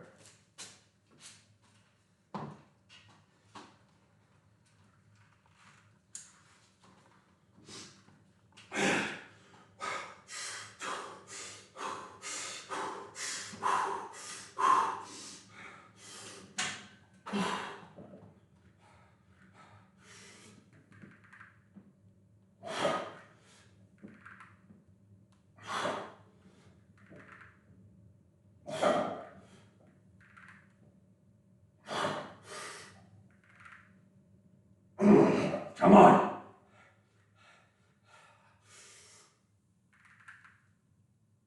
Six. Not too bad. All right. I got one more of those. We'll move on to lunges and Bulgarians. At least you guys do your naggy. Yeah. Okay. I want to talk about this for a moment. So, you guys may have noticed all the A&M paraphernalia has been removed. There is a pretty nasty rumor going around between A&M's Qatar campus and nuclear weapons research. Seems like it's bullshit that's being pushed by the Israelis. I don't know. And I think General Welsh is the perfect president to take over A&M. I think President Banks did a really poor job with her tenure. General Welsh, I trust a lot more. I think he understands the values of A&M a little bit better. So I think most of the accusations are bullshit because A&M Qatar does not have a nuclear engineering program, not to the extent of my knowledge. So it seems like this is an Israeli group trying to stir shit up because Qatar, right, is acting as an intermediary between Israel and Palestine to try and stop the fighting there, and as a result, right, they're trying to, it's mudslinging. I have no use for either side in that war anymore. I'm on Team Lockheed Martin. What'd you expect from a dirty capitalist, huh? No. You have a giant longhorn. Oh, it's your teasing. All right, fair enough. Hey, I fucking hate it. Y'all look damn good this year. Steve Sarkisian's got y'all rolling. But in the interest of OPSEC, especially given my, my line of work, I don't need anybody questioning where my loyalties lie. My loyalties lie with the flag that still remains up, and that's not my A&M flag. Look, if it means defending the Constitution, I'll burn College Station to the ground myself. I don't care. America first. Lockheed Martin, L3 Harris. Used to work for them. General Dynamics, I'll take them all. Yeah. Now I work, so I'm a nuclear engineer now. So I work in the nuclear industry. And well, I think these rumors are unsubstantiated. It's an OPSEC question at this point, and as such, I'm better off just not having anything predominantly showing my, my education right now. It'll blow over. I think the rumors are bullshit, but I don't have the confidence to say that, man. Not after the last 2 years. Being an A&M fan since about 2022 has just been that Mr. Incredible becoming increasingly uncanny meme, and it has been just kicking the nuts after kicking the nuts. It's been hard. Yeah. Work at Roblox for now, thinking L3 Harris is my next move. Well, I will say, L3 Harris does pretty good work. I don't know where you'd be looking to move to. I do have experience with the way they operate as a company, and it does vary from site to site. L3 Harris is a big company, and they've got locations spread across the United States. I've heard good things, I've heard bad things. I worked on the old, so when I was there, it was still L3 Technologies, then they merged with Harris. I can give you some more ideas as to what it is. Greenville. Iron Bison, get on my Discord. Let's talk. I used to work the Greenville plant. I can give you a lot of good advice there. Hell, I can probably even get you some contacts. Let's exchange contact information. I will 100% help you with that, even though you're a fucking nasty ass T-set.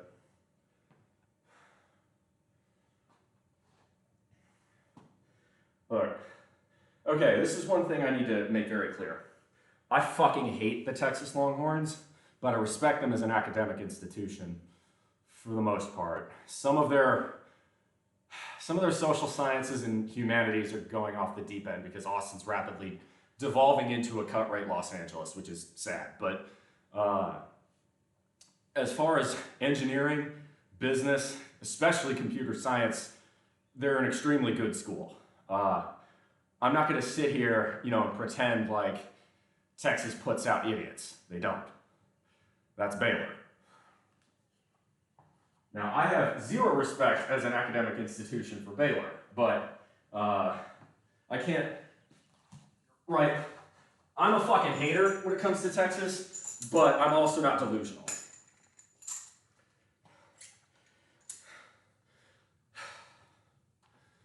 I never attend. You're about to pay that much. You're a 2005 Mac Brown fan. Oh God, you're a fucking T-shirt fan, bro. Oh, come on. Honestly, as long as let me guess, you went to either Texas State or Austin Community College. I got you pegged. All right, come on, last set. On fronts anyway.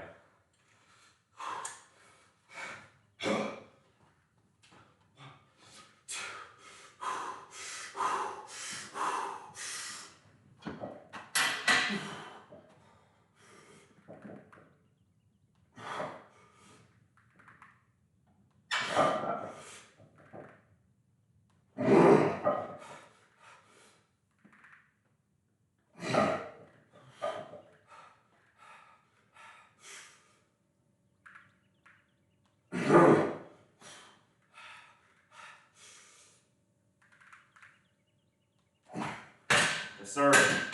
I think I got, that's probably like an RP 7. Probably got 2 or 3 more sets. Maybe an RP 7.5, 8. Felt pretty good though. All right.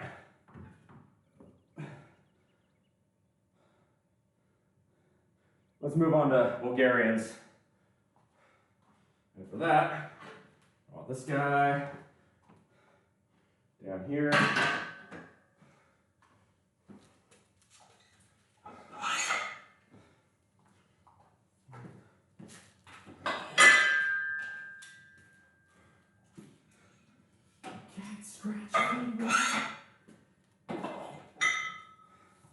All right, so what did we do last time on Bulgarians?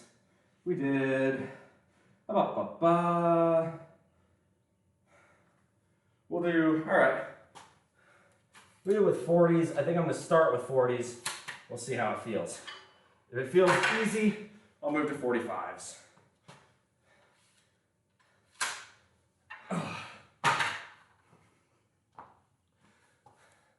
Dallas Baptist, Oklahoma Christian, Hallmark University. Okay, cool.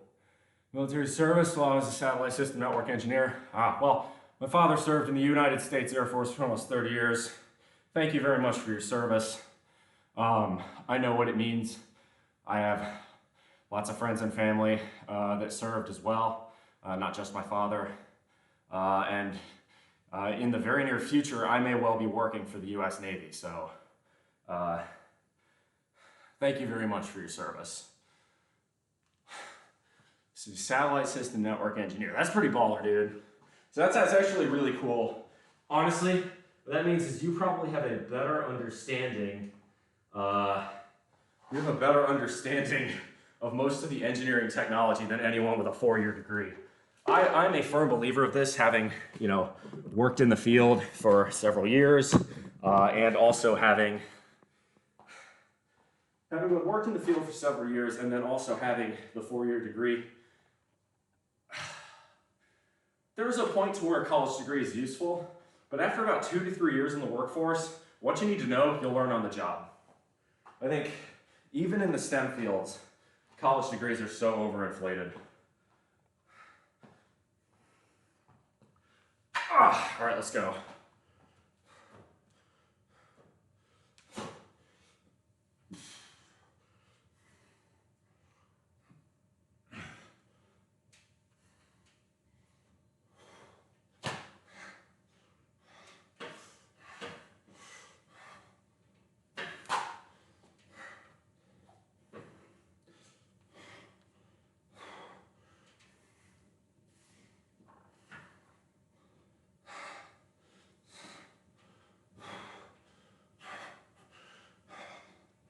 All right, that was pretty easy. I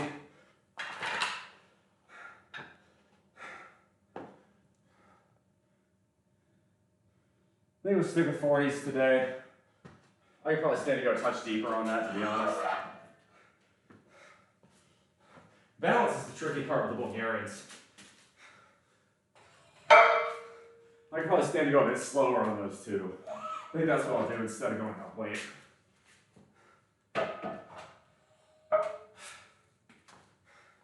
However, Senior Program Manager, Safety Automation Labeling, resigning on February 23rd. Well, congratulations. Yeah, come talk to me. I got contacts for you. I think I can help you out. However, I need to go use the bathroom. I spilled my water earlier, so I need to go get more. Give me 60 seconds, y'all. I'll be right back.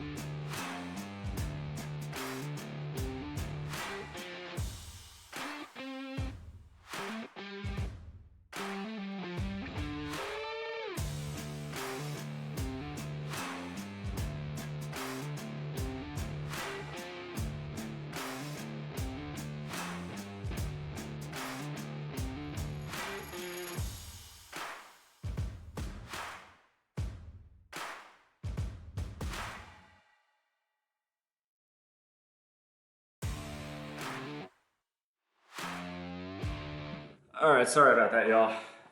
Yeah, I needed more water. The trouble is you get to talking so much, you end up having to drink a lot of water, and then as a result of that, you have to pee a bunch.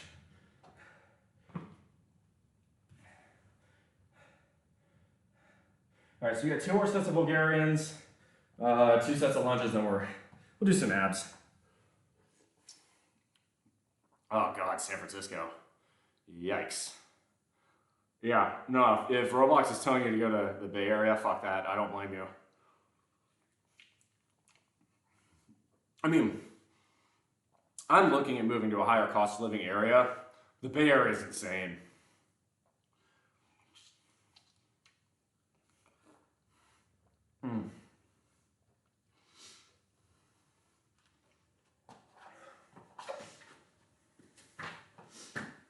I think I know what I need next. And that's green grass and high tides.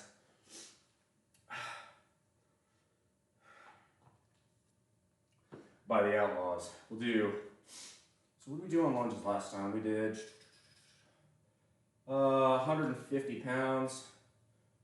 All right, we'll start at 155 if we're only doing 10. That's actually a pretty good song. We'll go with Cold Blood then. 157 with 3 kids and a wife. I mean, that's actually a pretty damn good salary. Obviously, in the Bay Area, it's not going to go as far just because you get taxed out the ass, and then the cost of living is insane.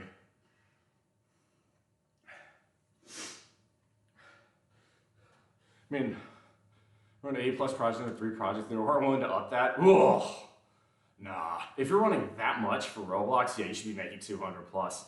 Dude, if you're doing that at Roblox, you're gonna kill it at L3 Harris. And you'll make plenty of money in a state where you don't have an income tax. I'm gonna help you out. You're a good dude, I can already tell.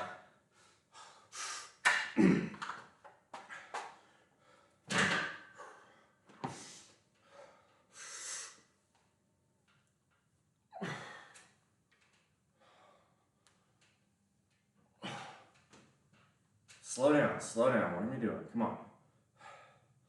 7. There we go.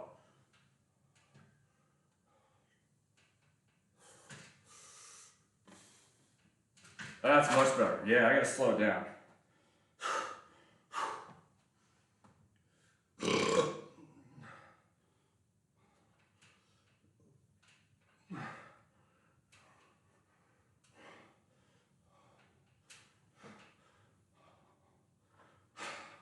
Come on.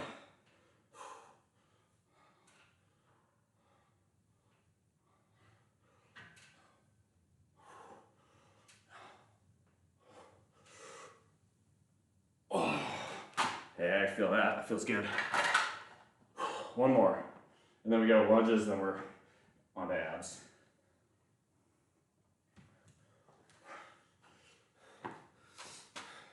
We said 5 meal a day cut.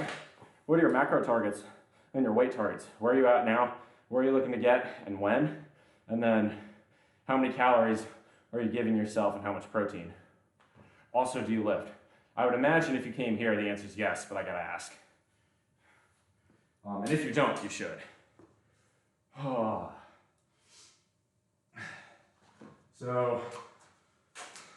while we rest, just gonna get lunges set up. I'm gonna try 155.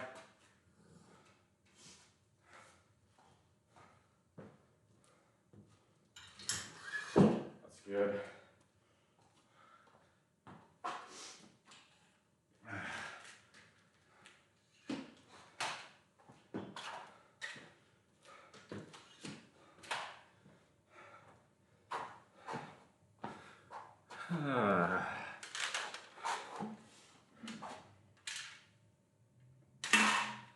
All right, finish the protein, that's good.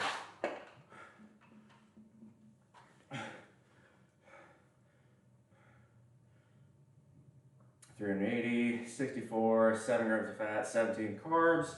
We got a grapefruit. And before I came on stream, I got a pint of milk. So we're doing good on food right now. I'm a little bit ahead of schedule on the bulk, but that was always expected. You know, like I'm not gonna sit here and be a Grinch and not have any of the cookies and you know, delicious but bad for you shit over Christmas. I'm not that hardcore. Life is worth living, and sometimes you gotta allow yourself that.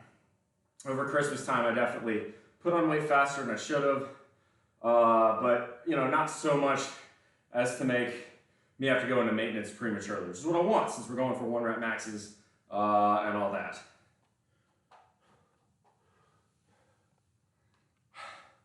$201 for protein. Okay, so I see. So you're going from 315 to 225. Well, first off, good for you. Unless you're an NFL level offensive lineman, 315 pounds is not a healthy weight.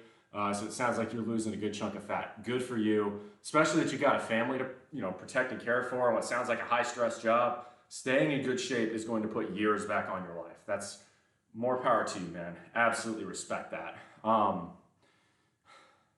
If you have 220 pounds of lean mass, so yeah, a 90-pound cut, you're gonna end up losing a little bit of muscle, unfortunately. But at 201 grams of protein, you should be okay. And 2,000 calories, that's definitely really tight. So that's gonna be a lot of small meals is what it looks like, but good for you, man. It sounds like, looking at those numbers, I think that's very, very achievable. It's not gonna be easy, but I think with those numbers, you are going to succeed. As long as you know, execute. Insert Jimbo Fisher joke here. That was a fucking clown. All right, here we go. Last set on Bulgarians.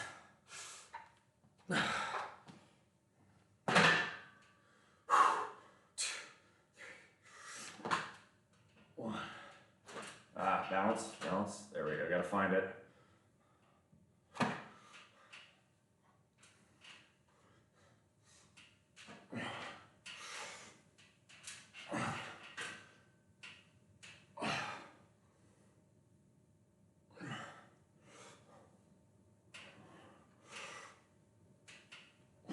Come on, 2 more. Balance. That's a lot of cardio. But if it's just walking, that's sustainable. If it's jogging, take it easy. Your knees might not be up for that.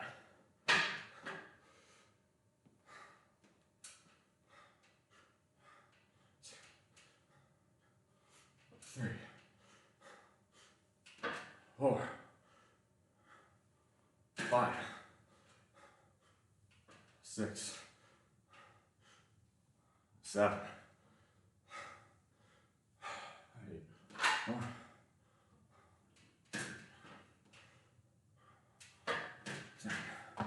All right, nice.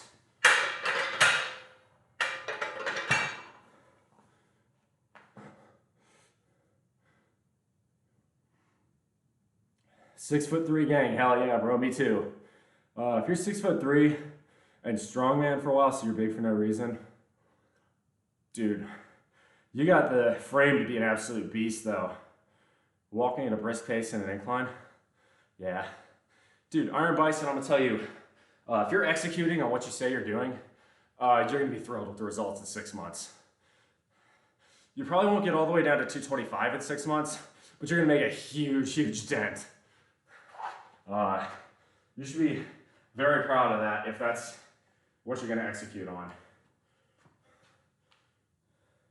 All right, so we've got 3 sets of lunges, and that's it. Oh, plus Ultra Eddie coming in with the flex. It's funny, my dad was 6'4". Both of my brothers and I are, you know, depending on how many squats I've done, 6'2" to 6'3". Lab boys, don't tell people to leave. I like having a high stream number. Sir. Nah, Plus Ultra Eddie's cool. Actually, I need to shout him out because he's another great content creator on this platform. Before I do that, I take my shoes off. I prefer to do lunges barefoot, not for any control or balance reasons, but because these are cheap knockoff chucks from Walmart that cost me 12 bucks, and if I do lunges in them, I'm gonna blow them out. Plus Ultra Eddie is pretty fucking cool. I like his content. He's a good dude. We're gonna go shout out Plus. Oh. It would help if I spelled it right. Ultra Eddie. You're a work in progress. Well, we all are. So am I. So is Lab Boys. So is Iron Bison. We're all imperfect. Nobody in here is a professional grade bodybuilder or powerlifter. And if you are, welcome by all means, but I think maybe this isn't quite high level content enough for you. If you are that level, please say so. Show who you are, and let me take some notes from what you have to say. I'm not arrogant enough to believe that I can't learn.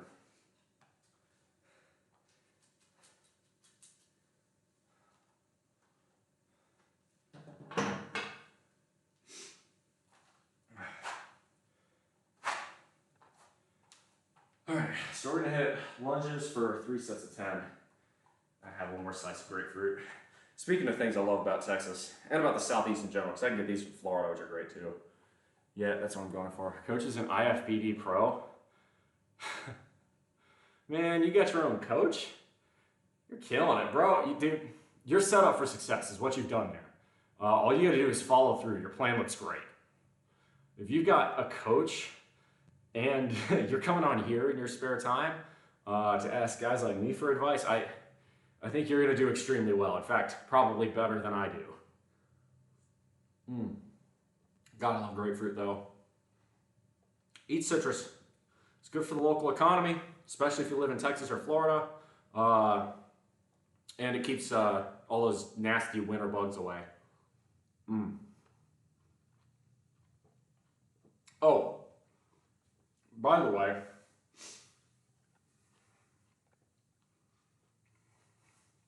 sorry. Excuse me. For those of you who say, grapefruits are such a pain in the ass to eat with a spoon, try peeling it like an orange. I know that sounds wild, but you do that, you get good at peeling a little bit of the pith off, it's so much more convenient. All right. Good set of 10 here. This ain't too much, this is 155, but no real issue. And it's now finally 50 degrees in here. Feels great, honestly. I like it when it's 50 degrees in my gym. Here we go.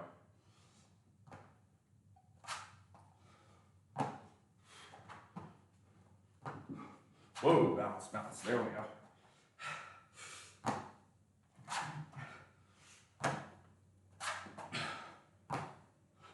3, 4.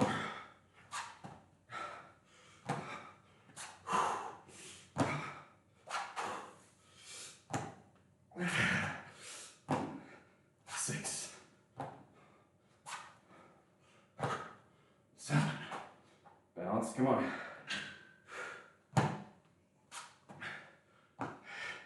8,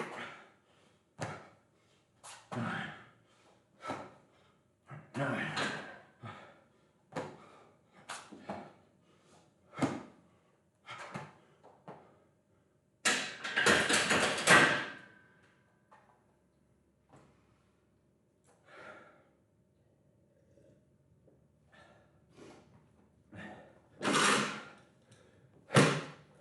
1,200 spending for lifestyle and health found for 6 months at 15, use it or lose it. Dude, that's fucking killer. If I could get a coach for 6 months for $300, I'd do it too. 300 out of pocket anyway. I live out in the sticks though, where the obesity rate is 50%, excuse me, 50. Sneers makes a difference. So I'm kind of on my own out here. All right, we got 2 more sets left. Let's throw in green grass and high tides and get it the fuck done.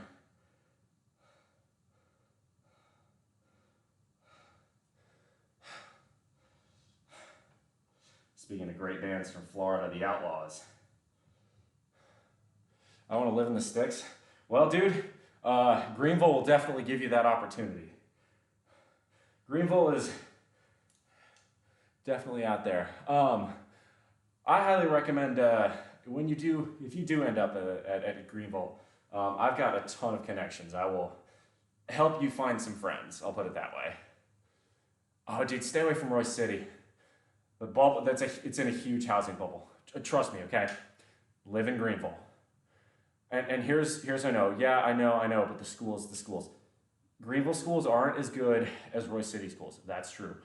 But let me tell you something. I talked to a coworker who did this exact same thing, lives across the border in Georgia.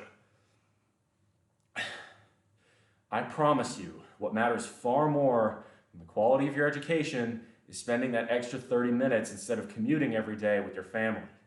Spending it with your children, interacting with them. The more time you spend, children are not expensive. They don't have to be. What they are is time intensive. You spend lots of time with them, they don't need the high octane daycare. They will thrive if you spend time with them. Read to them at early ages. Teach them how to do things, answer their questions, get them to be curious. Grew up in Mesquite, that's not bad. Yeah. Now look, by the way, I know the most baller taco place in the world. If you want good pastor tacos, check out Oviedo's off exit 95.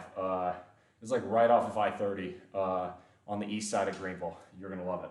Nobody speaks English in there. There are bars on the windows, and it's the best damn tacos I've had in the Metroplex. If you can consider Greenville the Metroplex, which honestly you shouldn't, but still. There's a solid 10 miles and nothing between Royce and Greenville. All right, we got 2 more sets. Yeah, you know that giant snowstorm that pummeled Texas in February of 2021? That was my last week at L3 Harris. It's a small world, man. I can definitely help you out.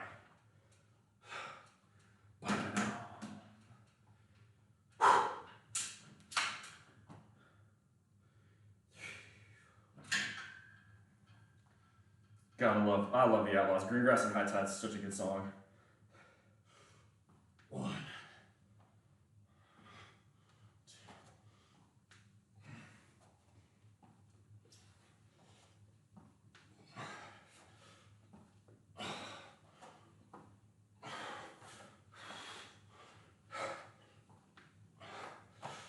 5,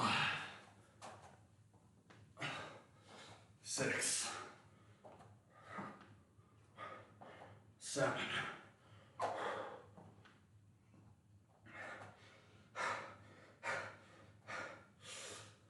8, 9,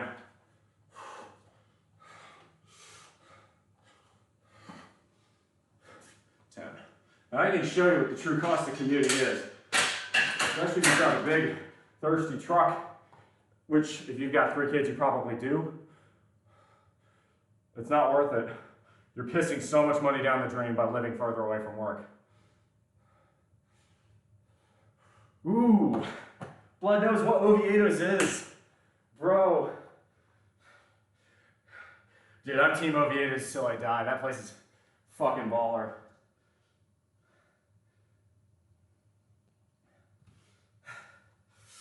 Green grass and high tides forever. Oviedo's at 380 and 34.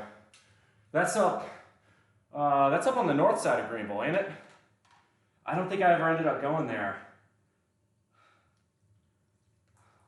The fact that you know what Oviedo's is, you and I, we can be friends. That's baller as hell.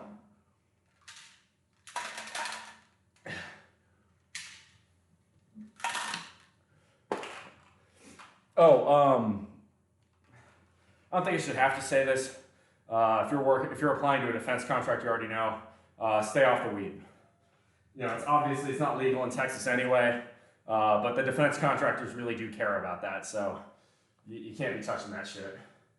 But I gotta imagine you already knew that. You seem pretty smart. You'd have figured that out. All right, so this is the last set on legs. We're gonna do a couple ab sets. We'll talk about finances, stock market. I'll probably, if I get questions about it, this little thing down here, I'll explain what that is. I have family that lived out there. Dude, I'm telling you, You're gonna get so much more for your money in Greenville than you will in Royce City. And don't get me wrong, Royce City's a great town. I have loads and loads of friends that live there, but expect to pay 50 to 100% more for the same house. Expect to pay more in property taxes. Obviously, because you're gonna have to commute, expect to pay more in gasoline, more in insurance, more in maintenance costs for your commuter car, which I sure hope you've picked something efficient, or better still, electric, since Texas electric prices are very low. Don't be commuting in a big stupid truck. It's all about, and more than anything else, acquire the position of fuck you. I'm a huge fan of acquiring the position of fuck you. All that is get enough money to where ain't nobody can screw with you. Ain't nobody can screw with your family. Nobody can blackmail you into working extra hours for free. Nobody can blackmail you into stressing out over something. 2022 Silverado. I knew it! I knew it! Fucking, I know it. I'm good with this shit. Look, man, get yourself a cheap Econobox. You'd be shocked at how much you save in gas every year. Are you really using that truck to haul shit on a regular basis? Probably not. Get yourself an indestructible economy shitbox. Better still, an electric car if you're commuting. Save the truck for the fun shit.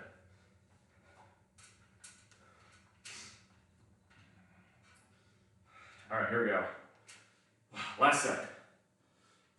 Green grass and high tides forever.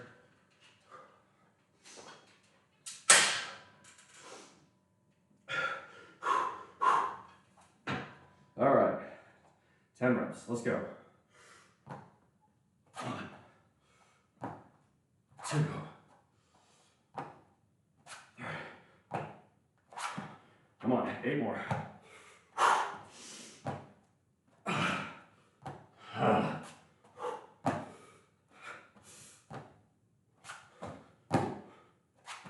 Well, the best part is gym-wise, L3 Harris has a company gym. It's pretty decent. And it's free, too. Didn't used to be free, but now it is.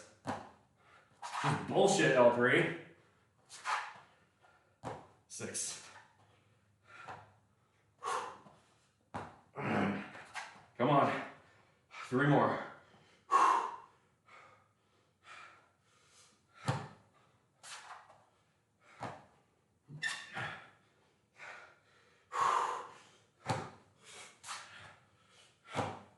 One more. Strong leg pull, let's go.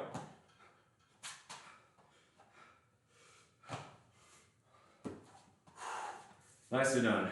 And just for funsies, easy.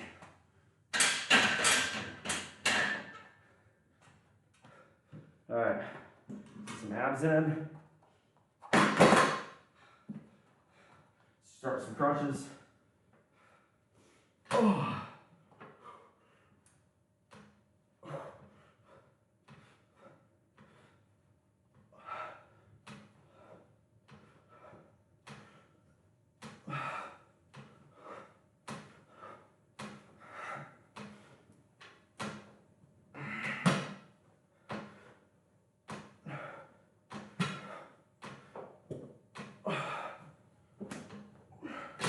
There we go. Scooting down too far.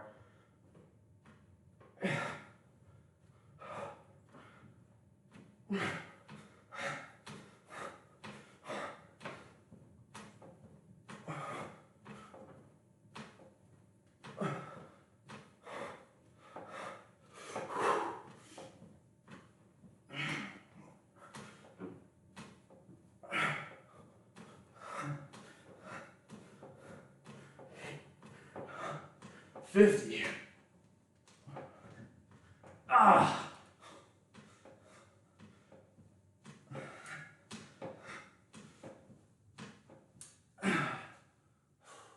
I think that was 60. I lost count. That's close enough.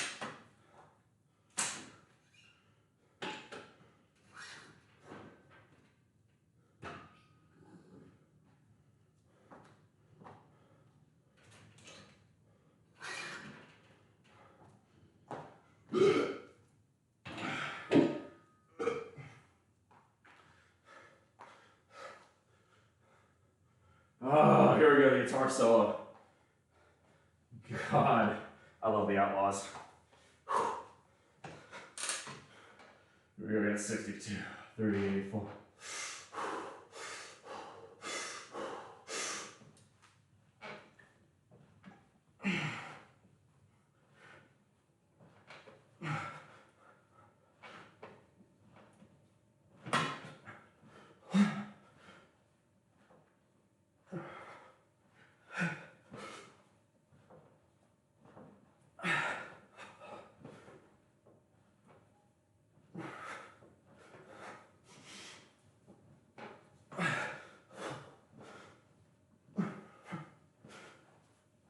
Ah!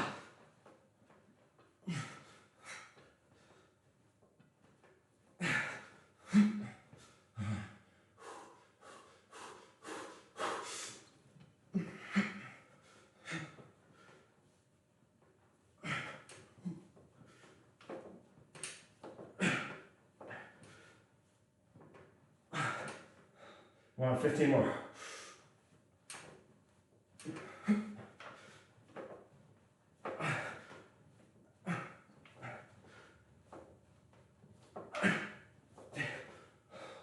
Oh, 5 more.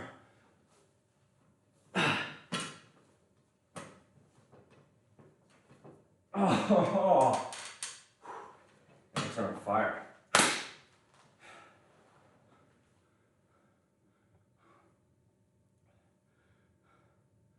Yes, sir, castles of stone, souls and glory. Toyota Prius Prime's new dream car. The new Prius actually looks pretty good. I used to be the world's biggest Prius hater because it was the ultimate example of virtue signaling progressives that say, oh, look at how green I'm being, I drive an ugly car. And they finally made the Prius look not ugly, which is great. And look, there's nothing wrong with trying to be more, conscious about your resources. But if you really cared about that, you carpool, or better still, take the bus in most cases. Now, with regards to, driving, right, I drive a Volt because it's economically efficient. I spent $75 total on gasoline last year, right? Looking for a leg press hack squat combo. I believe the gym at L3 Harris actually has that. Gym goes with me wherever I go. I spend around 10K in total, so I didn't have to pay for gym memberships the rest of my life. One more piece of equipment, and I have everything I need. Fair enough. Well, you may not have to buy that leg press hack squat combo. I believe there's one of those at the L3 gym. So just the day you want to go there, or the day you want to do that, just go to the gym. It'd be a good way to socialize with your coworkers too if you end up working there. Also have a 2022 Kia Telluride. Do you have those two cars financed? I gotta know. Did you pay for them cash, or did you finance those fuckers?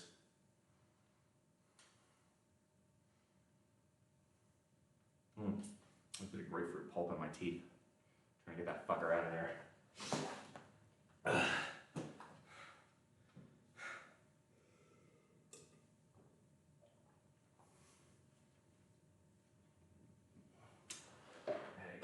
Oh well. All right. Put that over there. Whoa. We're done on music for the day. So go ahead and turn that off. Shit, it's cold up. That was 155 on lunch. I'm gonna put this bad boy back on so that we can.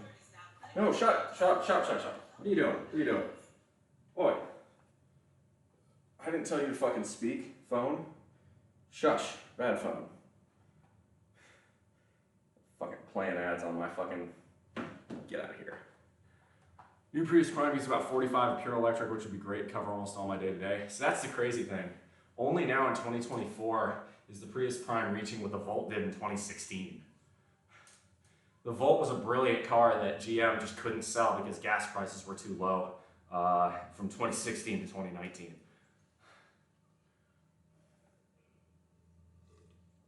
But okay, so one's finance, one's in cash. Here's the problem with electric, I can't work on it. That's fair. If you like tinkering with your cars, then you're better off buying used ones from the 90s to the 2000s with way less electronics and computerized equipment anyway. If you're one of those people who likes working on your cars, that's a totally different ballgame, but most people aren't that. I'm not going to take the time to figure it out. No, that's fair. Diabolic.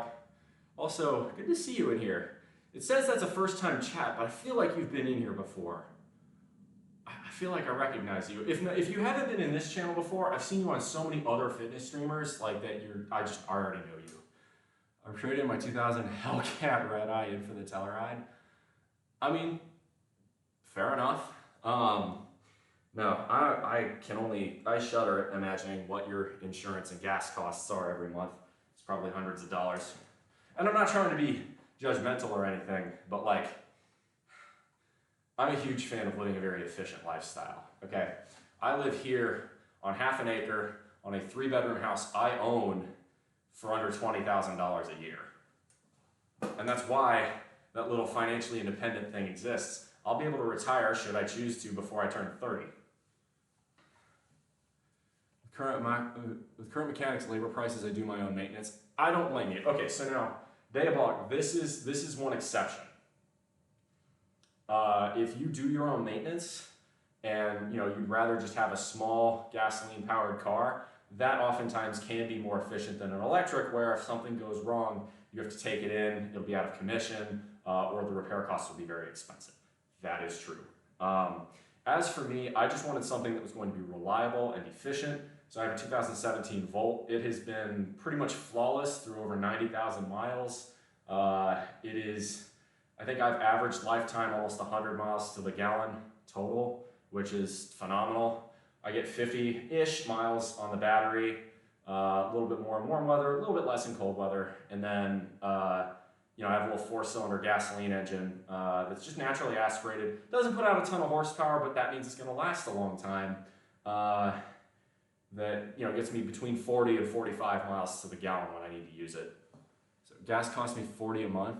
That's not bad, actually. I'm surprised you're only paying $40 a month for gas, because both a truck, which I assume doesn't get very good fuel economy, and a Telluride, which might get you 25 on the highway, with that, it's probably got a V6 in it.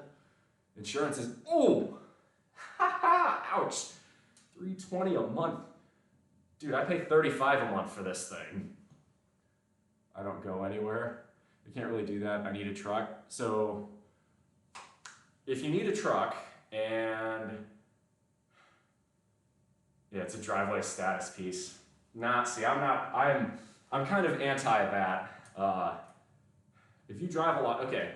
So if you drive a lot, you need a truck, unfortunately. That I assume that means you're either hauling something or you're towing something. And you like working on your own. I'm gonna guess you have a 12-valve Cummins from 1994.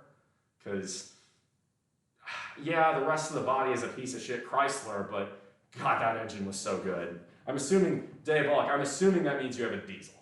If you drive a lot, I assume if you're driving a lot, that means it's a lot of highway miles, and it's a lot of towing and hauling if you need a truck.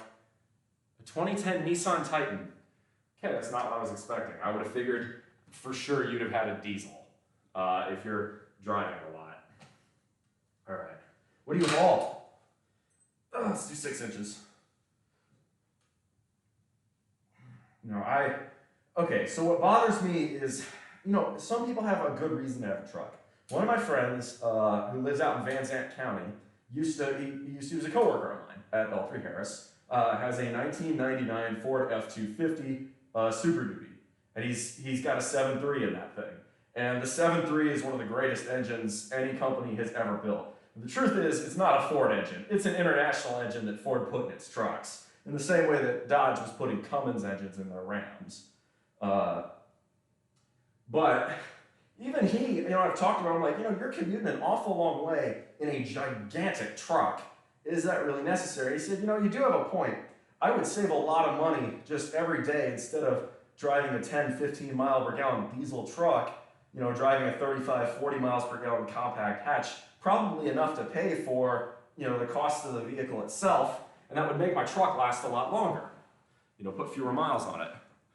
Diesel where I live is way more expensive. But you probably convert it to bio. That's smart. Had the opportunity to go diesel. Went with the 5 point. I think you're thinking the 5.3 The 5.7 hasn't been a Chevy motor in trucks since I think 2001, I want to say. It's either 99 or 2001, I forget which. I gotta pee, excuse me. Sorry.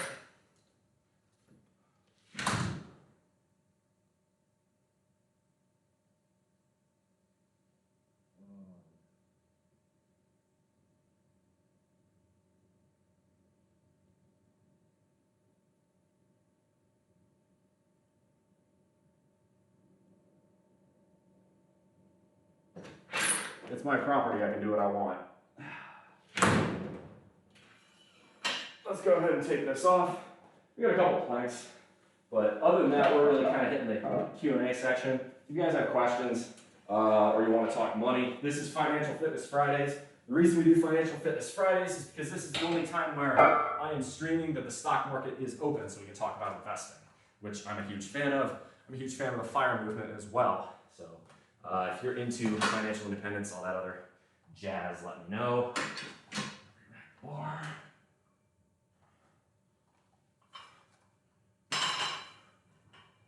there we go.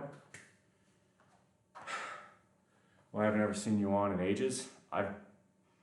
My schedule hasn't changed for a while. I stream, I stream every Friday, Saturday, and Sunday at 9 a.m. and then every Thursday at 5 in the afternoon, Eastern time. But I've had that same schedule for months. I can find a fairly low mileage 2500 that's 5 or less years old for under 50K. I do it. Diabolic, if you like working on cars and trucks, don't bother with a 2500 that's that new. You're gonna have to deal with the DEF and the emission systems. Go for an old 5.9 or a 7.3.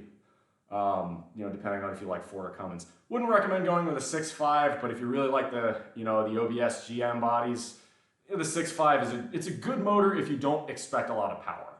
Same thing with the 6.2. They're dogs. They're efficient dogs. They're fairly reliable dogs until you start trying to add power, and then they get very unreliable very quickly. Problem is that most of them aren't taken care of. Well, it also probably depends on where you live. Diabolic, I imagine if you live north of the Mason-Dixon, you probably have to worry about rust a lot more than if you live south of the Mason-Dixon. No, it's me. I haven't been on Twitch in a while. I remember being on your streams ages ago. I'm in South Carolina. No retreat, no surrender. You back on the training? Always am. Friday, Saturday, I lift in here. Yeah, Diabolic. So now, if you live in the north, yeah. So if you live in the north, my advice to you, to be brutally honest, if you like working on your truck, if you like hauling, but if diesel prices are too high where you live, and really it depends on how much power you need, but I'd consider getting an old OBS Chevy with the 5.7 because small block Chevy is the cheapest shit to maintain because they kept building the small block Chevy, the original small block Chevy from 1954 until like 2000. So, just the amount of parts you have is insane. If you don't like GM, understandable. Ford, if you want to go for a gasser, I'd stay away from the V8s, but that 300 cubic inch straight 6 does not produce a lot of power, but oh my God, legendarily reliable. That's a good choice. I think Ford made the 300 straight 6 pretty much all the way through the 90s. I don't know how far into the 2000s, if at all, it went. And then Chrysler, get the diesel or don't bother. You like GM? Then I'd go for a 5. The 5.3s are pretty good as well. I think the 5.7s are a little bit better. I'm biased. I grew up with an OBS Suburban. So that unfortunately, rust ate the bottom of that thing a little bit too quickly. You got to fucking stay on top of rust proofing those bad boys. But if you can keep it rust proofed, make sure you spray it every winter. If you do that, you spray it once, twice a year, that small block, if reasonably maintained, will last forever. Just for fucking ever. Exactly. If you grew up with small blocks, you know what you're getting into. They're cheap. The small block is regular car reviews did this last week. The small block is to America what the Mini is to the British, or what maybe, I don't know, the Honda Super Cub is to most of the world. I know the Honda Super Cub is a motorcycle. It's not a perfect analogy, but you get where I'm going with this. being on my stream age ago, am I in Texas? No, I moved to South Carolina in 2021. I don't know how far back we're talking here, Lewis. But yeah, if you had a 5.7 Charger, the Hennies for Chrysler products in more recent years are pretty decent engines as long as you don't just let them idle forever. If you let them idle forever, you can wear out your cams. Biggest regret was getting a Range Rover. Oh God, no. And stay away from anything British. Range Rovers are money traps. Jags are money traps. If you're gonna go for something like that, go with something Italian because at least it'll be really fun before it strains you on the side of the road. So there are some British cars that look very pretty, don't get me wrong. Again, Jags in particular, but oh God, they're absolute basket cases to maintain. And every part for a Jag is gonna be extremely expensive. Same thing with a Land Rover. And the Germans are the same way. Again, if you're going to spend the money on an import, get something Italian because, look, they're all going to be money pits. But wouldn't you rather have a fun money pit if you're going to have a money pit? Or, do the proper American thing and get a Corvette because for the dollar, you're going to have a really hard time beating the performance specs a Corvette can give you. Especially if you get a used one, like a C6. A used C6 Corvette you can get for pretty reasonable money these days, and it's a naturally aspirated V8 that gets you more than 30 miles to the gallon on the highway and 400 horsepower. What more could you want from a vehicle? And yeah, I get it, Corvette is the ultimate boomer mobile, but who gives a fuck about stereotypes? Buy what you like. Life is too short to worry about what other people think. I'm a huge fan of the mantra, don't buy crap you don't really need to impress assholes you don't really like.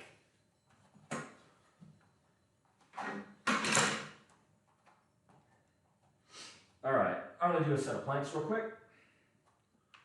Oh, a little bit sore in the legs. That's good though.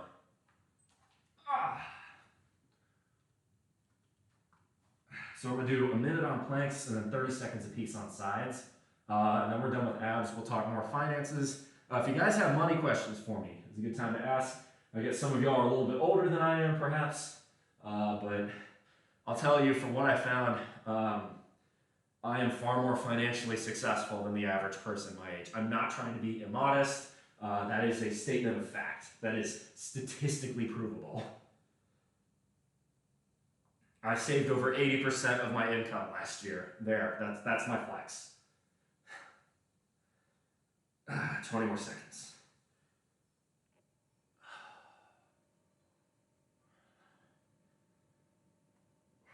10 more.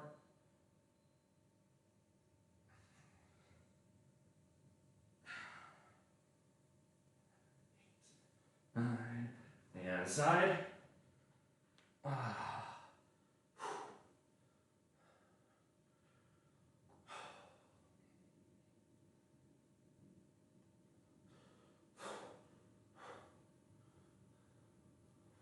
15.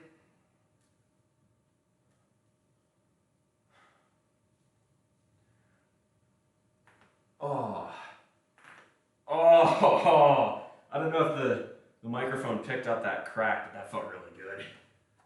Okay, 30. Switch.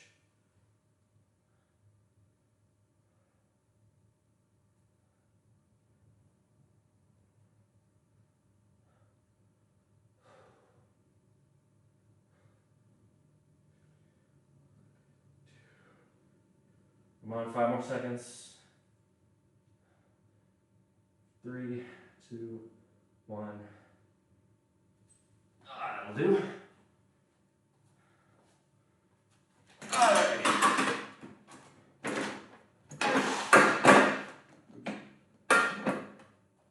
Oh. There we go. Let me grab my notebook.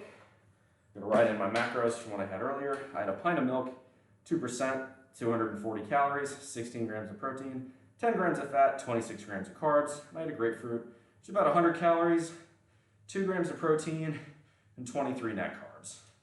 So we're at 380 for the protein, 480 for the grapefruit, and for the milk, 720 calories, and 82 grams of protein, which is good. We're off to a good start for today, is what that Now, let me go ahead and grab, oh, where'd my marker go?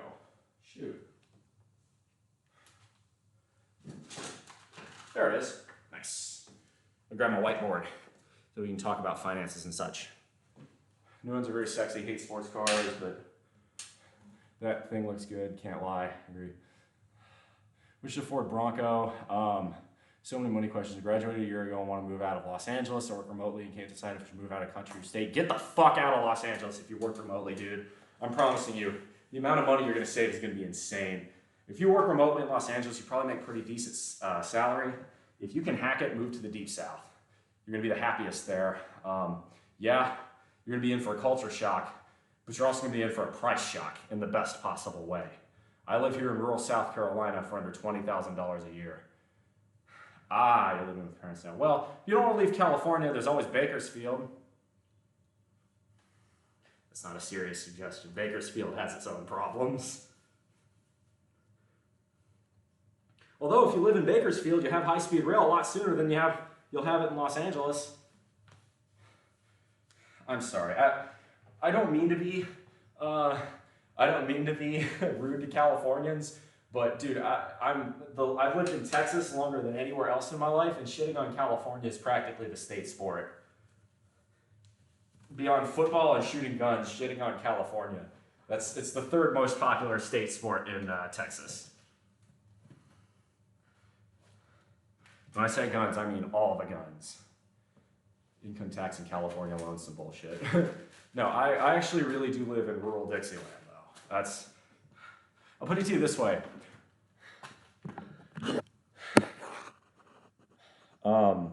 I live in an area where we are proudly Ku Klux Klan free since 1984.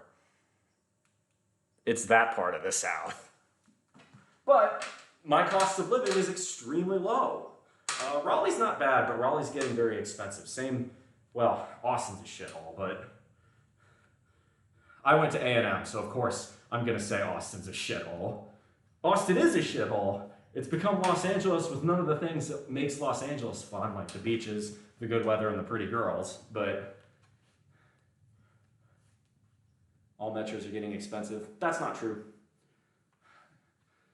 Not all metros. Cleveland's still pretty cheap. But nobody wants to move to fucking Cleveland.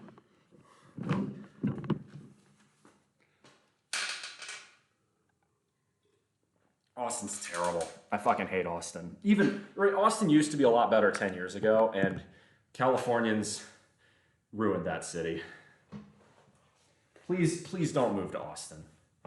No one wants to live in Cleveland. Well, yeah, nobody wants to live here in the rural Deep South either. Then people say, but how are you going to be able to retire at 30? You don't really mean that. Yeah, I do. It's because I can save 80% of my income because I live in the rural Deep South. The beaches in California aren't even that good. Okay, I beg to differ there. I went to San Pedro, on the other side of Long Beach, the Port of Long Beach. San Pedro, fucking awesome. Any of those beaches along Orange County and Long Beach and San Diego are fantastic. Malibu is a bit overhyped, I agree, but like San Onofre, be still my heart. Unless you have the ability to work remotely 100%, doing what you're doing is impossible. Bullshit, I don't work remotely. I just found a job out here in the sticks. As it turns out, because nobody wants to live out here, you can actually get a pretty good salary and save a shit ton of your income. I'm in Calabasas now. All right. So most people need to live fairly near a metro. Depends on what your jobs are, but I promise you, there are a lot more high-paying jobs in the sticks than you'd think. It's just because everybody is such a downer on rural America these days, and it bothers the shit out of me. Rural America's got a lot more upside than you'd think. I mean, hell, I've got my own moonshine plug here, for God's sake. What more could you want? What do you define as high-paying? Anything above $60,000 a year. More than 150K? Good Lord, y'all are fucking Californians. Y'all live in a distorted world. You guys have to remember, okay, the average salary in the United States is $40,000 a year. because you live in California, I'm afraid y'all's perspectives have gotten a touch distorted. Leave California is what I'm telling you. Exit California, you'll be shocked at how much cheaper everything is. It's hilarious. I'll put it to you this way, okay? I bought my house for well under $150,000. It's a nice house. That's the kind of cheap I'm talking about. Are we doing math? Well, we might be. I can talk a while, and I've lived in more than just one place. But most of the time I've spent living, I've lived in the South. And unfortunately, the only things people think about the South are you either live in the real trendy areas, Atlanta, Austin, Nashville, or you live in, Deliverance. There is a little truth to that, but I'm telling you, man, the rural deep South is not the backwater people think it is. 40K would mean I need to start an OnlyFans to make a living. I don't mean this rudely, but skill issue. I live on $17,000 a year. And I live well on $17,000 a year. I have my own gym. I'm clearly eating pretty well, right? Like, you don't need nearly as much money to live on as you think you do. I promise you that. Okay, fine. $17,500. You can teach me your ways. Now you're talking. Trackstar, thank you very much. I assume that 8 is supposed to mean an A. Trackstar, thank you very much for the follow. Welcome on in. Good to see you.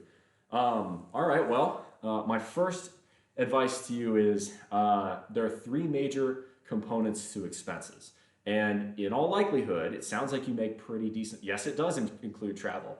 I took my mom, I balled out for my mom's 60th birthday. We went to Puerto Rico for a whole week, actually a little bit more than a week.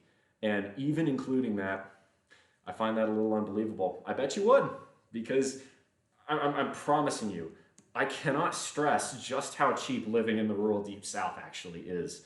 My grocery bill monthly is about $200. I have 2 roommates. I don't have to have them, but because I do, my cost of living in terms of housing costs is negative, actually, when you factor that in. And then you factor the amount of mortgage that's principal, because I got a 15-year loan at under 3%. Actually, it's under 2.5%.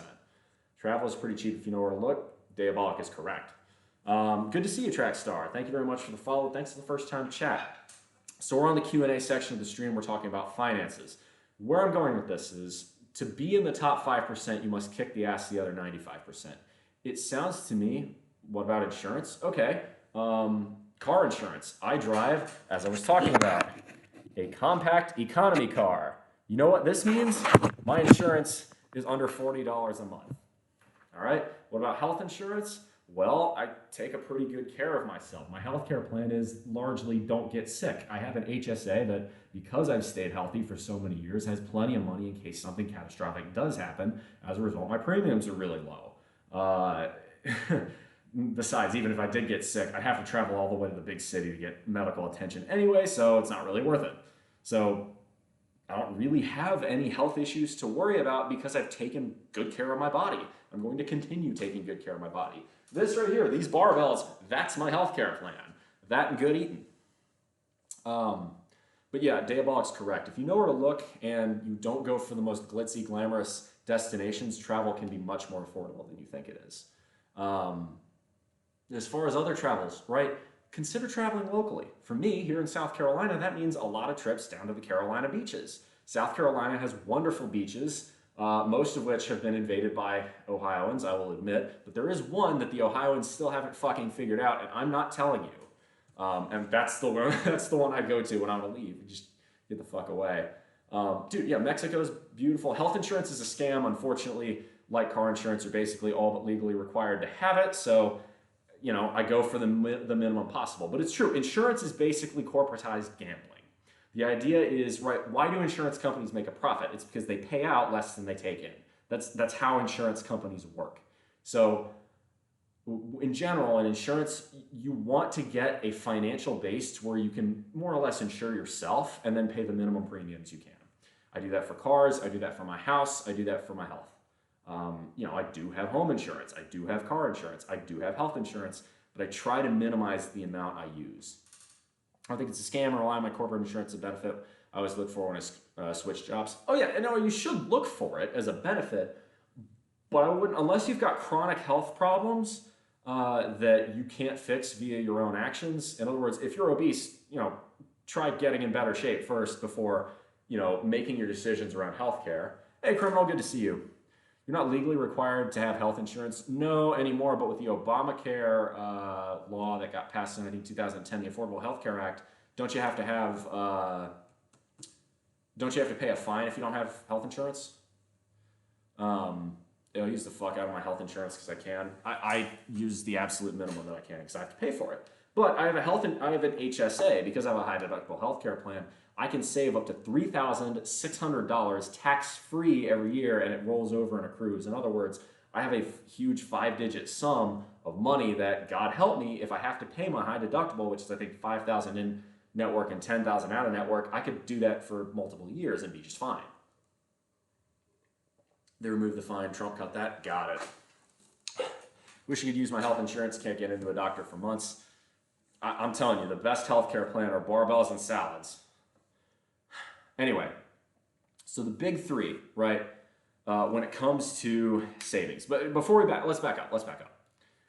It sounds to me like Diabolic, Lewis XO, those of you who you're making good money, sounds to me like you would have to work really, really, really hard to bump your income up, say, another 10 to 20%. I think you would have a much easier time cutting your spending 10 to 20% than you would boosting your income 10 to 20%. And if you think about it that way, dermatologist used my insurance, gave me laser hair removal. Interesting. I love paying monthly for insurance that I can't use. Oh yeah, see, I agree, criminal. I think it's a scam, but the only winning move is not to play with insurance. And if you can't not play, the next best thing is to play the minimum. And for me, an HSA is just another way to, sock away money from the government and not get it taxed. So to me, the benefits with an HSA are immense. Annual raise is only 3% at my company. My raise is pretty good. This year, I think it was 4.5%. Rather, for 2023, it was 4.5%. 2024 raises haven't been announced yet. 2022 was closer to, I got a big raise in 2022 because my company, because we're out in the sticks and because you have to get clearance to work at my job site, as it turns out, I'm very hard to replace. I'm also pretty damn good at my job. Not to toot my own horn, but I know what the fuck I'm doing. So let's break it down, right? I think I'm a huge fan of the idea that cutting spending for anybody making more than $50K a year, cutting spending is going to be way easier than increasing your wages. Not to mention, if you increase your wages, some of that's going to get sucked away by higher taxes. If you cut your spending, you keep 100% of that money. So cutting spending, very good idea. All right? Make more in the RSUs, so waiting for it to vest. Makes sense. I get $5K a year at my new job. Last year was all over the place. Interesting. So where was I? Okay, so cutting spending. 3 big areas. So we're going to talk about supply and demand here as well. Number 1, this one should be pretty obvious: housing. We all got to find somewhere to live. The question is, how do you wish to break that down? You got to figure out, okay, well, what lifestyle am I choosing? Am I choosing to live for myself? Do I have a family? What does my family need versus what do they want? And there's a very big difference there. Just because, we'll get to significant others in a moment. That is on this list. But as far as housing is concerned, right?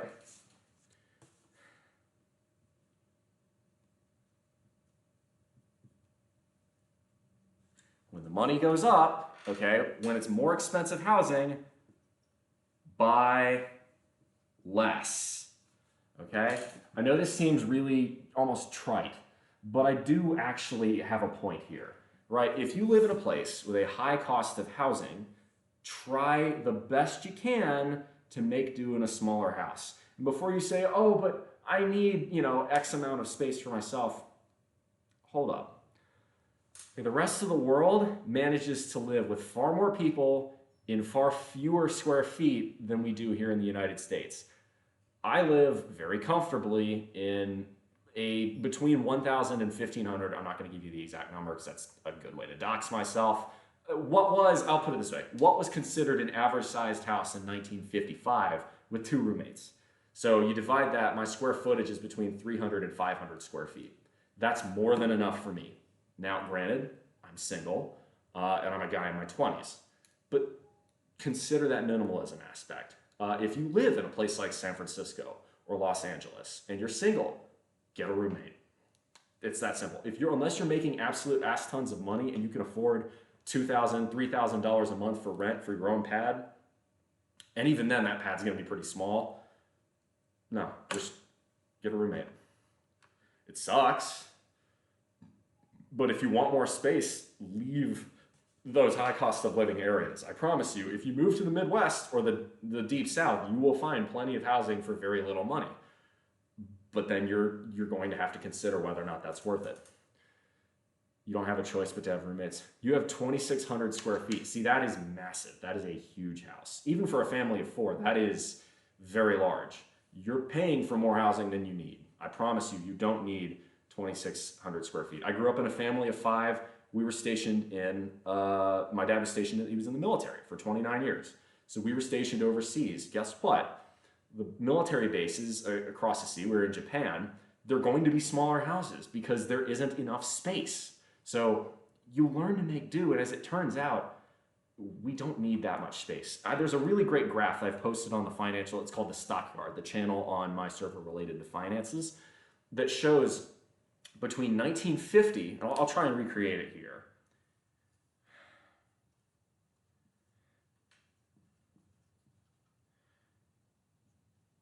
I'm gonna go ahead and just, give me a moment, I'm writing the graph. We were stationed in Japan. So let's see, this is,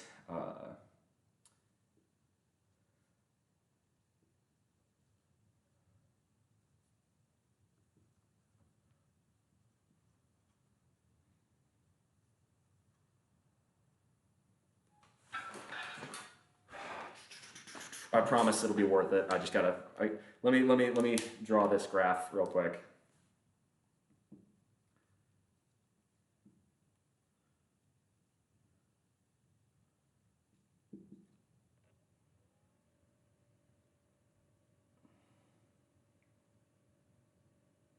Okay?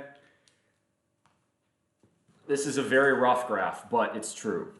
The average housing size in 1950 was just a tick over 1,000 square feet. The average family inside that house was almost 3.5 people. Now, in 2023, it's less than 2.5 people, and the average size is 2,200 square feet. Why is there an affordable housing crisis? I couldn't fucking tell you. Maybe it's because our population continues to increase from 1950 levels and we demand more and more space per person. It's not fucking rocket science, it's supply and demand. Compound this with really bad zoning policies that allow only single-family housing in most big cities, especially in California. Looking at you, San Jose in particular, Los Angeles, you're almost as bad. And it's no big mystery why housing is so expensive in those areas. There's not enough supply and there's too much demand. It's very fucking simple.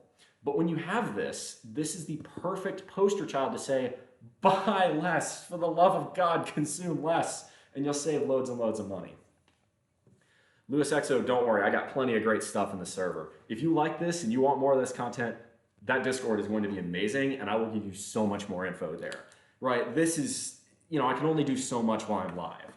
Okay, second one.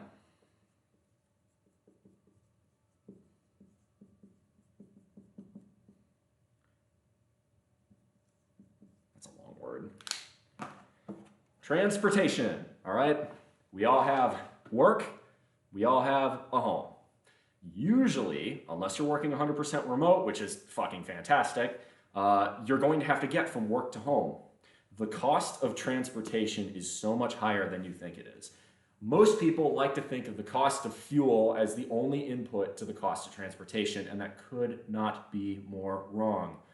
If I did relocate to the Bay Area, I was going to have to live 2 hours away in Tracy. I know someone who lives in Stockton and commutes all the way to Fremont using the Altamont train. And while if you can, don't drive a lot, minimize the amount you have to drive, but that's still so much time spent in the train. Live as close to work as you can. My Iron Bison, I promise you, man, live in Greenville. Yeah, Greenville's not as fun, but look, okay, you're gonna have to go into work 4 or 5, sometimes even 6 days a week if you're working overtime, right? Where you're going to have to go the most often is first off work, second off the gym, third off the grocery store. Live as close as you can to those 3 items, and let the buses handle the schools. Guess what? You probably used a school bus. If you went to school before the year 2000, or even really before the year 2010, you probably had to ride the bus to school. Those buses exist for a reason. Let your kids ride on them. And you know what? There may be bullies on that bus. Life is tough, and teach your kids to toughen the fuck up. All right? So, transportation. Let's talk more about expenses. Why gasoline costs are a terrible perspective on transportation costs. Okay, gasoline is but a fraction of what you're truly paying. Let's say you've got a 30-minute commute, okay? 30-minute commute to work and you're commuting 4 days a week. Let's say you get 1 day of telework a week or you're working a 410, okay? So that means 4 days a week and you're going 30 minutes every day. And let's say you're using, I don't know, a gallon of gas each way. So that's 2 gallons of gas every day, 4 days a week. So that's 8 gallons of gas a week, which is anywhere between about $20 and about $50 depending on where you live. All right? That is $20 to $50 a week. If you're making $50,000 a year, which it sounds like you guys are making a lot more than that, you're getting paid roughly $25 an hour, which means if you're going 30 minutes every day, you're spending an hour in the car, which means you're spending $50 worth of your time in the car per day. So that gas cost, right, that's $50 a week at the worst. We're talking $50 a day in terms of time, okay? Time is money. Time is money. And if you have kids, it's even more valuable because you've got to spend that time with your kids and raise them properly. Don't look at gas alone as the primary cost for transportation. And we haven't even talked about tires. We haven't talked about maintenance. We haven't talked about insurance, which the more miles you drive, the more you pay. We haven't talked about the risk of an accident, which, yeah, it doesn't have a monetary value, but God above, it's probably going to cause you a little bit in the way of either higher insurance costs or, if you get in an accident, healthcare costs, right? We haven't talked about taxes. Some states have vehicle taxes that are based on how efficient the vehicle is or how big the weight the vehicle is, because heavier vehicles do more damage to the road. Really, my advice here is very simple, okay?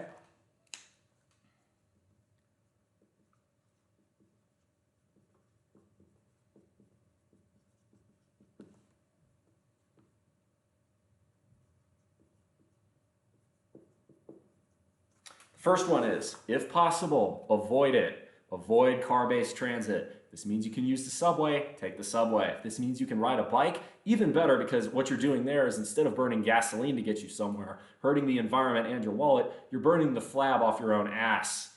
That's a good thing. Bike places. Bicycles are money printing youth machines, all right? Minimize it if you have to, okay? And this goes with number 2, buy less. If you have to own a car, buy an indestructible 4-cylinder economy shitbox or an electric car. Buy something that has lower costs of operation. My little Volt here cost me $40 a month to insure, and last year I spent $75 total in gasoline all year. I drove it more than 12,000 miles. Now, I work on a nuclear site. I have to drive there. There is no option. Like, literally, there are gates, and if I tried to bike to work, I would get turned away by the guards. And rightfully so, because the roads to get to my place of work are 55-mile-an-hour roads with no shoulder. It would be unsafe. Oh God, yeah, I haven't even talked about maintenance or car repair. Of course, Diabolic, right?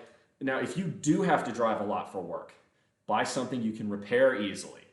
Diabolic's got the right approach here. Do your own maintenance. DIYing is a good skill to have. So credit where it's due, Diabolic, that's a really good idea. Now, I can't imagine how much money you're having to spend to feed that gas hog of a 5.6 liter endurance V8 your Nissan Titan has, but I imagine it's quite a lot. If I were you, I would consider getting something more efficient, maybe a 6-cylinder, unless you really do need the power of a V8.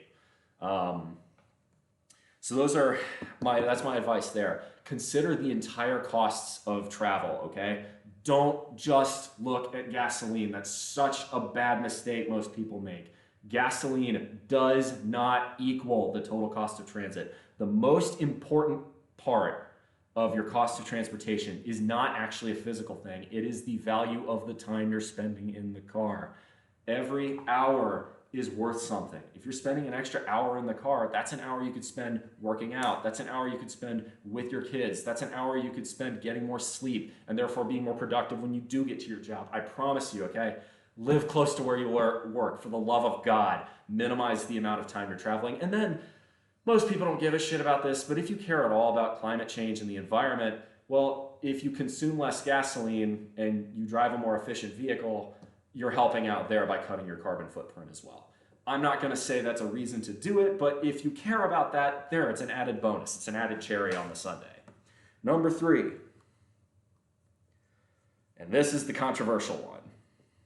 Always is. Partners, all right? If you have a partner, you're dating someone. Now, if you're already married, it's going to be a little bit harder to change, but oftentimes your partner may be more on board than you think.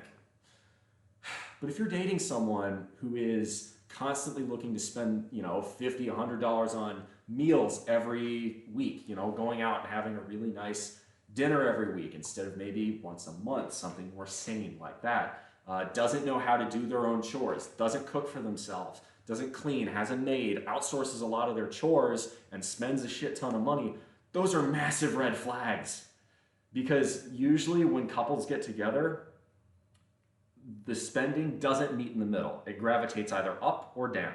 What I've found is very often, especially if it's a hetero couple and the woman is the one spending a lot, the woman gets what she wants and the man ends up wasting a lot of his money. Because all too often, and again, I'm not trying to be problematic or anything or whatever, but very often the guy's money is the family's money. The woman's money is the woman's money. Just usually how it works. So find a partner that is on board with the way you wish to control your finances. I'm not saying you have to find an absolute cheapskate, okay? But have that conversation before you settle down with a girlfriend or a boyfriend. If you're gay, it works the same way. If you're lesbian, it works the same way. Your partner and you need to be on the same page financially. This can be a difficult talk. I do have some good examples of how to talk to it. That's on my Discord. Ask me about that on there if you have questions. I can't really sum that up with a pretty little graph the same way I have with housing. If you're single and wasting your own money, then again, I'm just gonna have to tell you to get good. I'm single and I live very happily and very well off of less than $20,000 a year. It's possible, you're just not doing it. So I'm not trying to be mean, but I'm an engineer and I have what's called a low bullshit tolerance threshold. I'm not a fan of bullshit, so I don't do it. So we'll just hold this right here, take a screenshot, or don't, that's up to you. Do we have any financial questions? I'm gonna take a quick pee because I've been drinking a lot of water because I've been talking a lot, but it's afternoon, so we'll probably look to raid someone pretty shortly. If you have questions, this is the time to ask. And you can ask me anything, it doesn't have to be financially related. It's just, we always do that. Oh, I'll look at the stock market too after this. Excuse me for a moment.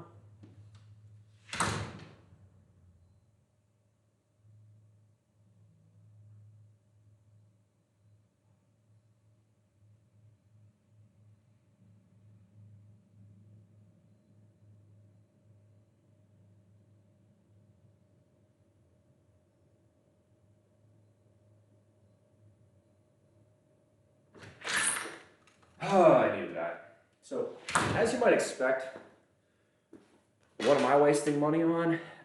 He's asking Louis. Sir George, thank you very much for the first time chat. As far as engineer, I am a nuclear engineer. So I graduated with mechanical engineering degree, but I've since started working in the nuclear industry, and as far as I'm concerned, I'm really a nuclear engineer at this point. Thoughts on home ownership? Sometimes it's good, sometimes it's bad.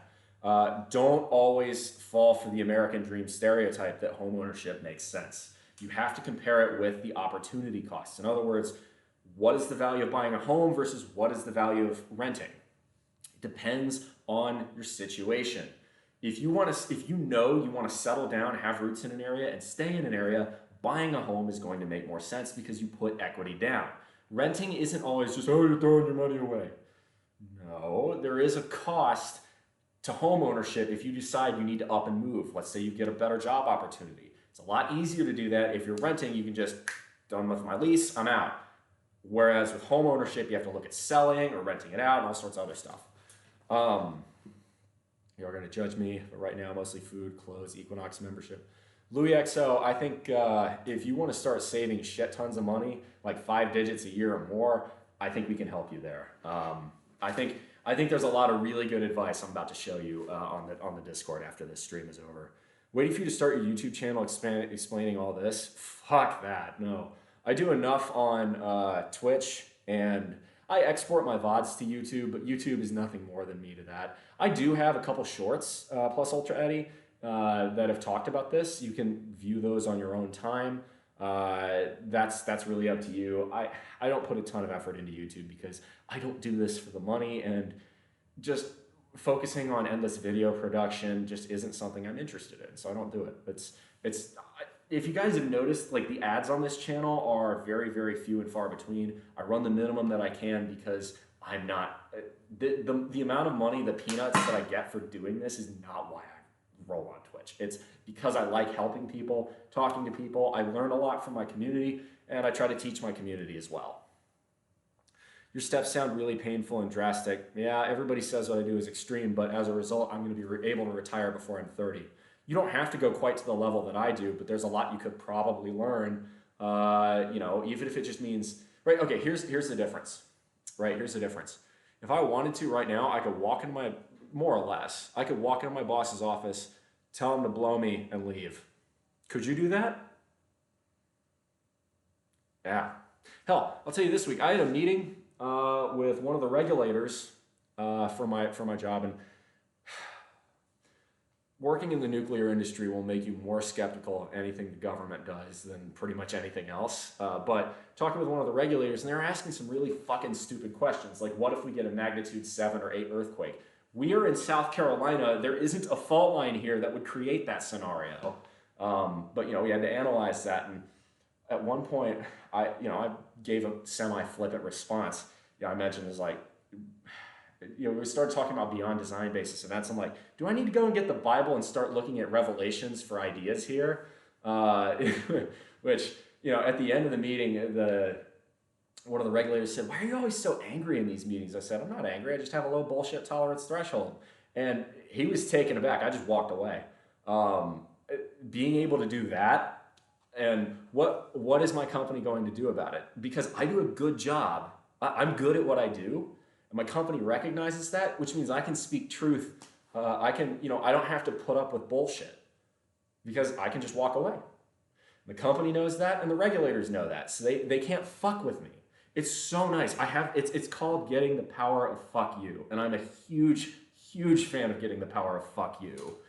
No offense, you're in a pretty niche industry. There's a fairly high salary. Choose to live somewhere that's very cheap. Anyone could do it. Not everyone can do this because their jobs aren't as niche. Okay. The nuclear industry right out here, my current site has loads and loads of positions open for people who don't necessarily have college degrees. I'm talking things like welders, pipe fitters, concrete pourers, laborers. These are, jobs that in some cases, especially when you factor in overtime, actually make more money than I do. Now, I do make good money, and if you guys want to know what I make and what I spend, I will break it down. I don't fucking hide that shit. But my point is, yes, it is a choice. I choose to live out in a very low cost of living area because I want to attain the power of fuck you. You have to determine whether or not that's worth it for yourself. How much is it worth, FM, good to see you. How much is it worth to live in a place like Los Angeles? Is it really worth what you're spending? You have to ask that question for yourself. But there are plenty of degrees. Like the welders out here, out at my work site, they'll make 200 grand if they work overtime, or a lot of time what they'll do is they'll work 100 grand and then take 6 months off because they don't give a fuck. What do you do with that extra money out here? Well, the answer for most people out here is, I'll buy me a big stupid truck. And look, I get there are people who use their trucks for value, but a lot of these people they're cowboy Cadillacs. They're 2500 series trucks that haven't seen a dirt road or a trailer hitch once in their lives. lives. It's ridiculous.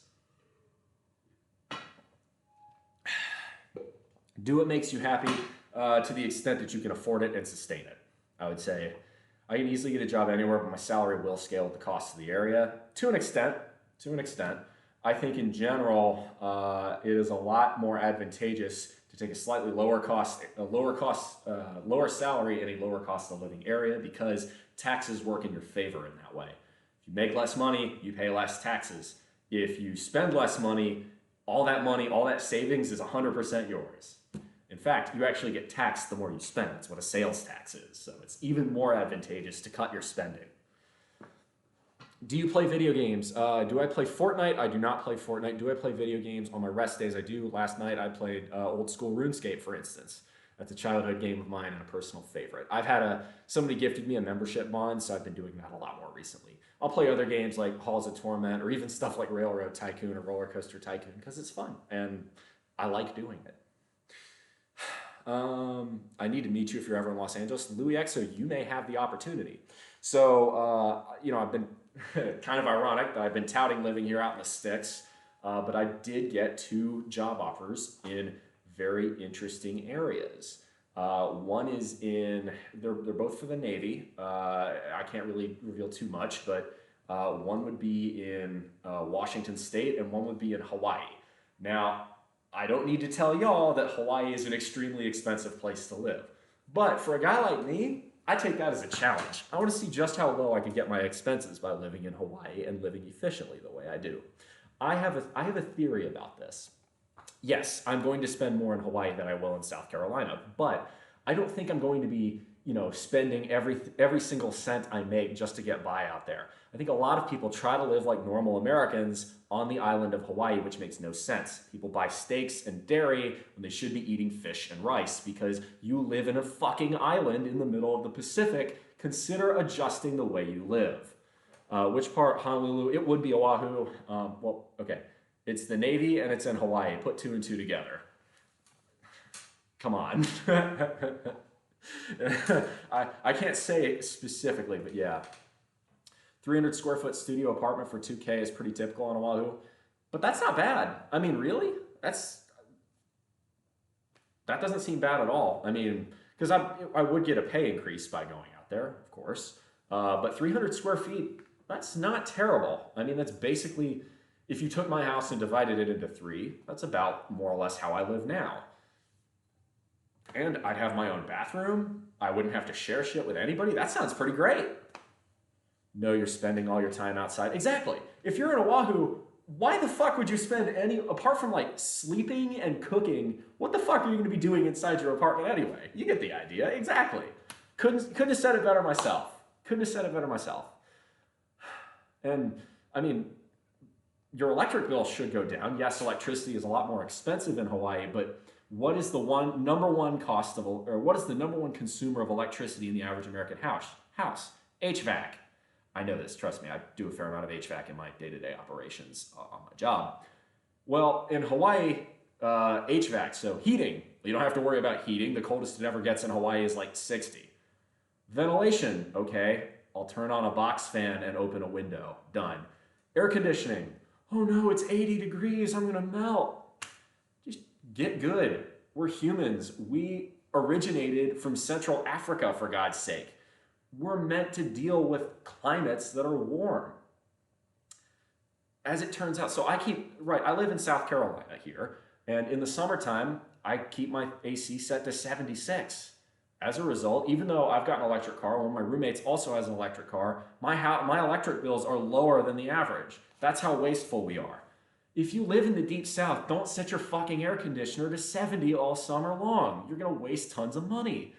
Learn to thermally acclimate. If you live in the south, get used to the heat. If you live in the north, get used to the cold, right? If you live up north, don't set your fucking heater to 70 in the winter. Set it to something more sane, like, 62 or 58. Believe it or not, 58 feels pretty good, especially once you start lifting and you got all that muscle. That's the best part. It's 50 in here right now, and I stay nice and warm. Why? Because I have fucking muscle. House is staying 69 degrees year-round, and Iron Bison, I'm sure you're paying hundreds of dollars for that privilege. I almost moved there. well, anyway, so talking about LA, one of the things I'm going to do, regardless, I would say it's very likely I take one of those two jobs, not sure which, but I'm going to probably, so I've got family up near Bremerton in Washington. And so I'm going to probably ship out from there if I take the Hawaii job. If I don't, the other job's in Washington, so I'm going to go there anyway. Instead of taking the most direct route, I've got tons of friends and family in Texas. So what I'm going to do is 120 in the winter and $450 in the summer. Jesus Christ, dude. Oh, oh man, that feels like you just kicked me in the nuts right there. That is a lot of money to be spending on electricity, dude. Consider upping it to like 74 maybe? Just, oh man, that is, whew. Ay caramba. If you're paying $450 a month for electricity in the summer and you own a house, consider solar panels. Holy shit. Because Texas, if you live in Texas, the electricity is not expensive in Texas. $450 electric bill, even in a Texas summer, is crazy. 74 and I'm dying. Nah, 74, you're just not thermally acclimated. I used to feel that way, but then I got used to it. Go outside, and Iron Bison, the good news is, as you lose weight, you will find that you're a lot more thermally acclimated. But especially in the summers, as it warms up, go outside, experience 95, 100-degree weather, learn to drink water as you go along, and then when you come back in, 74 will feel incredible. Hope you end up moving to Hawaii. It'd be interesting to see. But where I was going with this is, so I've got loads of friends in really all across the South at this point. I live in South Carolina. What I would do is drive through the deep South, see all my friends in Texas. I've got friends in Los Angeles and, as I mentioned earlier, in Stockton and in the Bay Area. So I'd probably go visit my friends in LA and then go up and see my friends in Stockton in the Bay Area and then go up to Washington. And then either ship out to Hawaii or take the job in Washington. San Antonio's electric prices have increased by like 40% over the last 2 years. Hate this city. Well, San Antonio keeps getting bigger. But if you live in San Antonio and you own a house, for the love of God, dude, put solar panels on that fucker. Or again, if you live in San Antonio, you're just going to have to get used to hot weather. That's just how San Antonio is. San Antonio is fucking hot. If you don't like that, I mean, consider moving to a colder climate. Stockton's a shithole. I used to live in Houston. I used to live in the 3rd Ward of Houston. Parts of Houston are indeed shitholes. Houston is the most poorly designed city in the United States, and that's saying a lot. I'm going to message you on Discord. Need to link up in LA. That awesome. Stockton's not that bad. I can't hate on the Central Valley because I like cheap produce, and the Central Valley is where the cheap produce comes from. So I will crap on California all day long, but I have nothing but nice things to say about the Central Valley because I like my vegetables. Give me my salads. Thank you. Even some places with low cost of living in general, utility companies have imposed high rates. $400 a month is not heard of in southwestern Indiana in rural in-town areas. So if you live in a place like this, if you're paying that much for your utility bills, that's where solar power makes a shit ton of sense. Not to mention, you get loads and loads of tax credits for installing solar. And again, if you give a shit about the environment, well, hey, you're doing something good for it then, the solar. I'd move to Hawaii if I could, but I don't think it's a place you move alone to. We'll find out because I might just well be doing that. I think, again, Hawaii, is it super expensive? Yes, if you consider living, the only way you're willing to live is like a normal American. Oahu's not a huge island too, so why would you need a full-size car? I think something like an electric bike or a moped or a motorcycle would be plenty fine to get you around the island. Hawaii, or at least in the island of Oahu, has public transit. The rail is a bit of a mess, but the bus lines are pretty good there. You know what's funny? You can get around with buses. It's not going to kill you. They're not just for poor people. They're for people who know how to spend their money efficiently. I did not expect that cup being so big. Yeah. So because this is not an air-conditioned environment. Oh, by the way, speaking of, excuse me. Unless there's not a sunlight because of the weather in the region. Diabolic, I can promise you San Antonio is not lacking for sunlight. I have a Hummer. Is that too big? Yes, sell the Hummer. Hummers are stupid. There's no reason to own a Hummer. Literally. You cannot, You cannot give me a thing the Hummer does better apart from be wasteful than any other vehicle. If you want a better off-roader, get a Toyota Land Cruiser or a Jeep. For instance, I'm actually thinking about buying some land and building my own home place where homesteading is legal, with a few exceptions on the grid being electricity and water.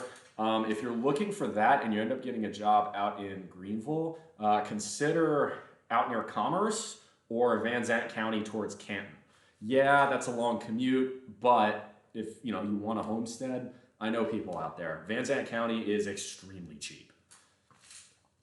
Yeah. In terms of Texas, if you live in Texas, solar power will be pretty efficient most of the time if you're spending that kind of money on electricity.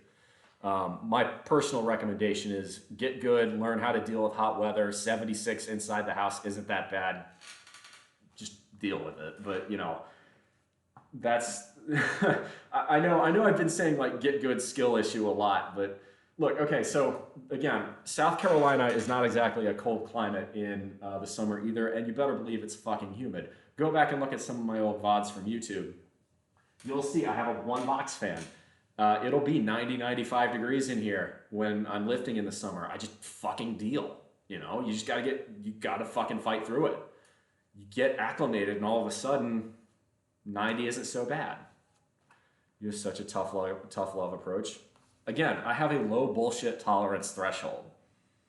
Look, there is, and it's what people have asked me, how do you feel about fat shaming? I'm against fat shaming, but I am 100% for excuse shaming. If you come up with bullshit excuses, you need to be called out on your bullshit excuses. And there are times where I make bullshit excuses for myself and people in my server call me out on it, and I fucking love it. Texas is definitely no bra weather. Oahu is a very small island. You can't bike around the island. Vespa, sure. Bike or moped, no. It depends. Right, if you're on the south side, if you're on, I think it's the leeward side, or it might be the windward side. It's one of those two. I forget which. The south side of Oahu is where the majority of the population is, and as such, it's a lot less distance you have to go. For instance, right, okay, so if I'm working for the Navy and I'm in Oahu, you can figure out where I probably need to be located. I'm going to try and find, and I will happily pay more for an apartment that's closer to where I live or to where I work, because I'm going to be going to work more often than anywhere else. I bet you could live car-free in Oahu. It's just not easy. But nothing in life worth doing is easy. Well, not the name. What do you think a nuclear engineer would be doing in Hawaii? There's no nuclear power plants on the island. There's really only one thing that's nuclear that's in that state. So, figure it out. The Navy base, no, it's not. That's the Marine base. The Navy base is just west of Honolulu. It was real famous in 1941, okay? There you go. There's, if you can't figure it out there, please go read a history book. Do you surf? No, but I want to learn. So I think the answer is, in about a year, the answer to that question will be yes. Actually, even more than surfing, I want to fucking learn how to kiteboard. I've seen people do that here on the Carolina coast, and it looks so freaking awesome. The waves in general aren't great in Carolina for that, but in Georgia, they're actually not bad. So you have the bite of Georgia. As you go down the coast, right? You've got North Carolina, kind of comes in and then down to Florida, and it's like that curve. And in that curve, as a result of that, you get better waves on the Georgia Sea Islands than you do in South Carolina or in Florida. I think he's talking about Pearl Harbor. No comment. Holla at your girl. Thanks for the first time. Holla at your girl, Liz. Hi, how you doing? Welcome on in. Thanks for the first time chat. Trying to learn how to surf, did a surf camp, but I'm not still quite there yet. I'm not that coordinated and balanced, but surfing, see, that's the thing. It's going to be a challenge for me. I've got the muscle mass to make it work, I'm sure, but surfing isn't dependent on muscle mass. Surfing's mostly dependent on balance and coordination, which I'm not that great on. Am I self-taught? I don't know how to surf, so I'm not taught. I guess I'm self-not taught. All right, so it's getting a bit late here. You look like you would burn easy. I do. I'm going to be investing in big hats and, spending on big hats and long sleeve shirts if I move to the Aloha State. I will burn. I'll put it this way. If I spend more than 4 hours on the beach, I look like a rare piece of beef. Listening to Bulgarians today, you're fucked in surfing. Ouch. Fair. That's 100% fair. My balance is not good. So yeah, I think I'm going to be wiping out a lot the first time I try surfing. Half Asian, so I tan to never burn. Jealous. Jealous. Let's see. Looks like the U.S. inflation rate ticked up a bit in December, so that's going to probably put downward pressure on the markets today. Let's find out. Just reset it here. Yep, it's a slight red day. S&P is basically flat. The Dow is down about 200. The Nasdaq's down about 17. So let's see. We've got. Yeah, it looks like it's relatively flat for most of my stocks. I'm happy about that. My home run stock pick that I think it's high risk but high reward is doing okay today. So I glow in the dark. I came out of the womb blinding the ducks. I'm not looking at my DFs. The bulk of mine is an S&P 500. As far as my ETFs are concerned, I use Vanguard. Vanguard is the 1993 Toyota Corolla of investment brokerages. It's unsexy. The UI it looks like it's 20 years out of date, but it's reliable. It gets the job done. I'm a huge fan of Vanguard. Look, if Jack Bogle, Warren Buffett, and Charlie Munger liked it, that's a lot of praise. Vanguard's also investor owned. It's not private in the same way that Fidelity is or in the way that Schwab is. So I'm, again, a huge fan of Vanguard. All right, I think that's going to be about it. It's getting pretty late. We need to raid someone, and I need to get some lunch in me and also, kind of go about the rest of my day. So we're going to look to raid someone. We've got Limitless Fitness. Got Big Gay Mikey. Nah. Let's raid Limitless. I like Limitless. She's cool. Oh, and she's doing lunges too today. So, all right, raid message, y'all, is going to be. By the way, if y'all want more, just type in !Discord. Here, I'll do it. And we can hang out there. So we're going to raid. We're going to raid Limitless Fitness. Y'all, this has been pretty good. I've been real happy with the lift today. I'm going to go back and look at the tape, but I will be live again tomorrow. It's going to be a press day. We're going to be doing that at 9 a.m. Eastern Standard Time. How far am I from Raleigh? Pretty far. I'm closer to the Georgia side of South Carolina. That's going to be it for me today, though. Thanks for rating. And as always, y'all, make good decisions. Those good decisions form your actions. Those actions form your habits. Those habits form your values. Those values form an ethos. It can be the guide star through the rough waters of life. Much love, y'all. Come in for the hug. See you tomorrow.